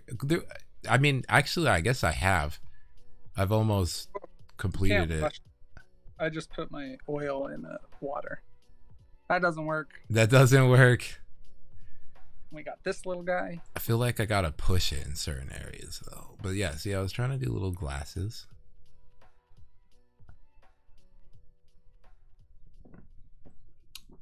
How well do I understand Sigmar? I don't very much well understand the new rule set. Yeah, I've never like played a game with someone who likes to play it. I've only read the rules and then fumbled through a game or two. It'd be fun to have someone that liked it explain like what's great about it. Stig, if memory serves, like I think that's kind of one thing that I'm a little bit put off by the latest version of Sigmar, is that there does seem to be a lot less of a, because previous versions of Sigmar, I felt one thing I really enjoyed is that, yeah, I can collect Sylvaneth or whatever, and I can have cool trees army, or I can collect an order force, and I can have a cool contingent of tree guys that are backed by this awesome Stormcast unit, and then these are like some free guild soldier guys, and there's these dwarves for some reason. You can really make this interesting, cool, unique army that's kind of based on one of the grand alliances, and I'm sure that you could still do that in the latest edition, but there's something, and I can't really recall specifically, but as time has gone on, I've definitely got the impression that they've gotten away from that a little bit, sort of in the rules, and that you are going to be nerfing yourself into a sense by not leaning in to your all faction bonus stuff. But I'm not sure. I really don't know too much. I do like the Age of Sigmar lore. I think it's an amazing tapestry. And I dare say even better than the old world. I think the old world's very interesting, but from a creative standpoint, I definitely understand why Age of Sigmar came about. Also, like one thing that's funny with the old world that they don't have to worry about anymore is like, or they still have to worry about it, but not as much, is that it had like a Europe analog. Yeah, or a real world analog at all. And so like there was a level of like, oh, there's undead Egyptians and there's ogre Mongolians, and like at a point that's just actually racist. Yep. I think, and I don't think people really got that, because I think, because I was like, people were like, yo, bring Tomb Kings back, and I was like, I get it. I think I get that you think Tomb Kings is an original idea, but it's like from the perspective of like legal trademarking, it's not really an original idea. We're trying to be really original. It's 3:19. I gotta go. I gotta start my hike. I gotta start the hike. But, I mean, I think it's fair to say. I think it's fair to say you got a lot of work done. Well, my Augspool are pretty much done. I just will, when I come back, I'll hit them with Tester Spray Lacquer.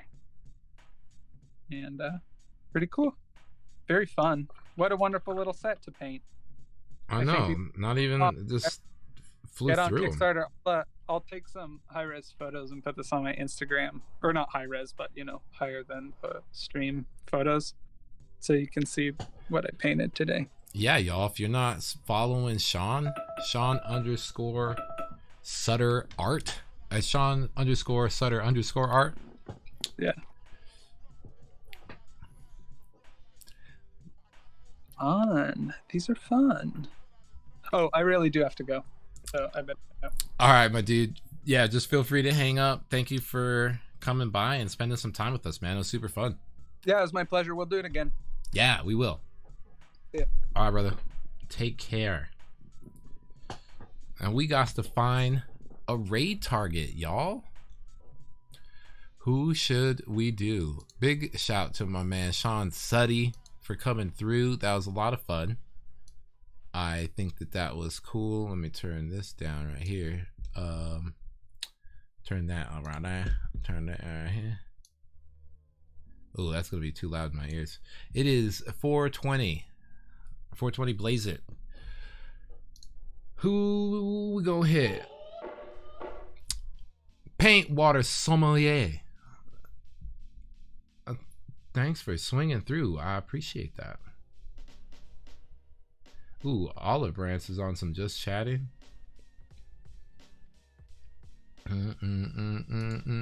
How many squadron members we rocking with right now? I got my viewers hidden.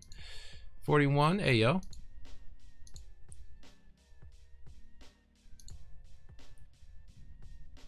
Can I shout out that? I don't think I'm spelling it right. Can't find it. 420. Obligatory nice. I mean, is nice for 420? I think we just gonna hit the old classic swing by monument.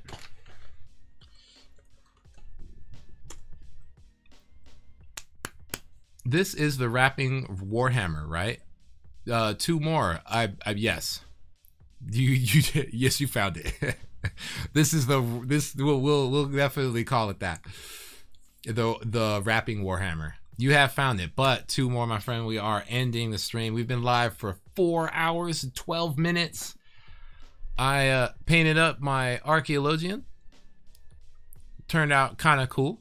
There's still a couple of things I could do here and there, I think. And we also put the water slide transfers on our Stormcast, and they are ready to battle. We didn't bust any freestyles today. We kind of had a special stream, but we shall be busting styles tomorrow. I'm probably gonna stream tomorrow, but I'll probably be alone. But I shall catch y'all. I really appreciate it. Much love and peace, y'all. Oh look, that's not even. Hold on, I guess I should fix this right now. Okay, there I am. Hello. All right, y'all. Catch you tomorrow. Similar time, similar style, similar rhymes. Much love, and show some love to Monument.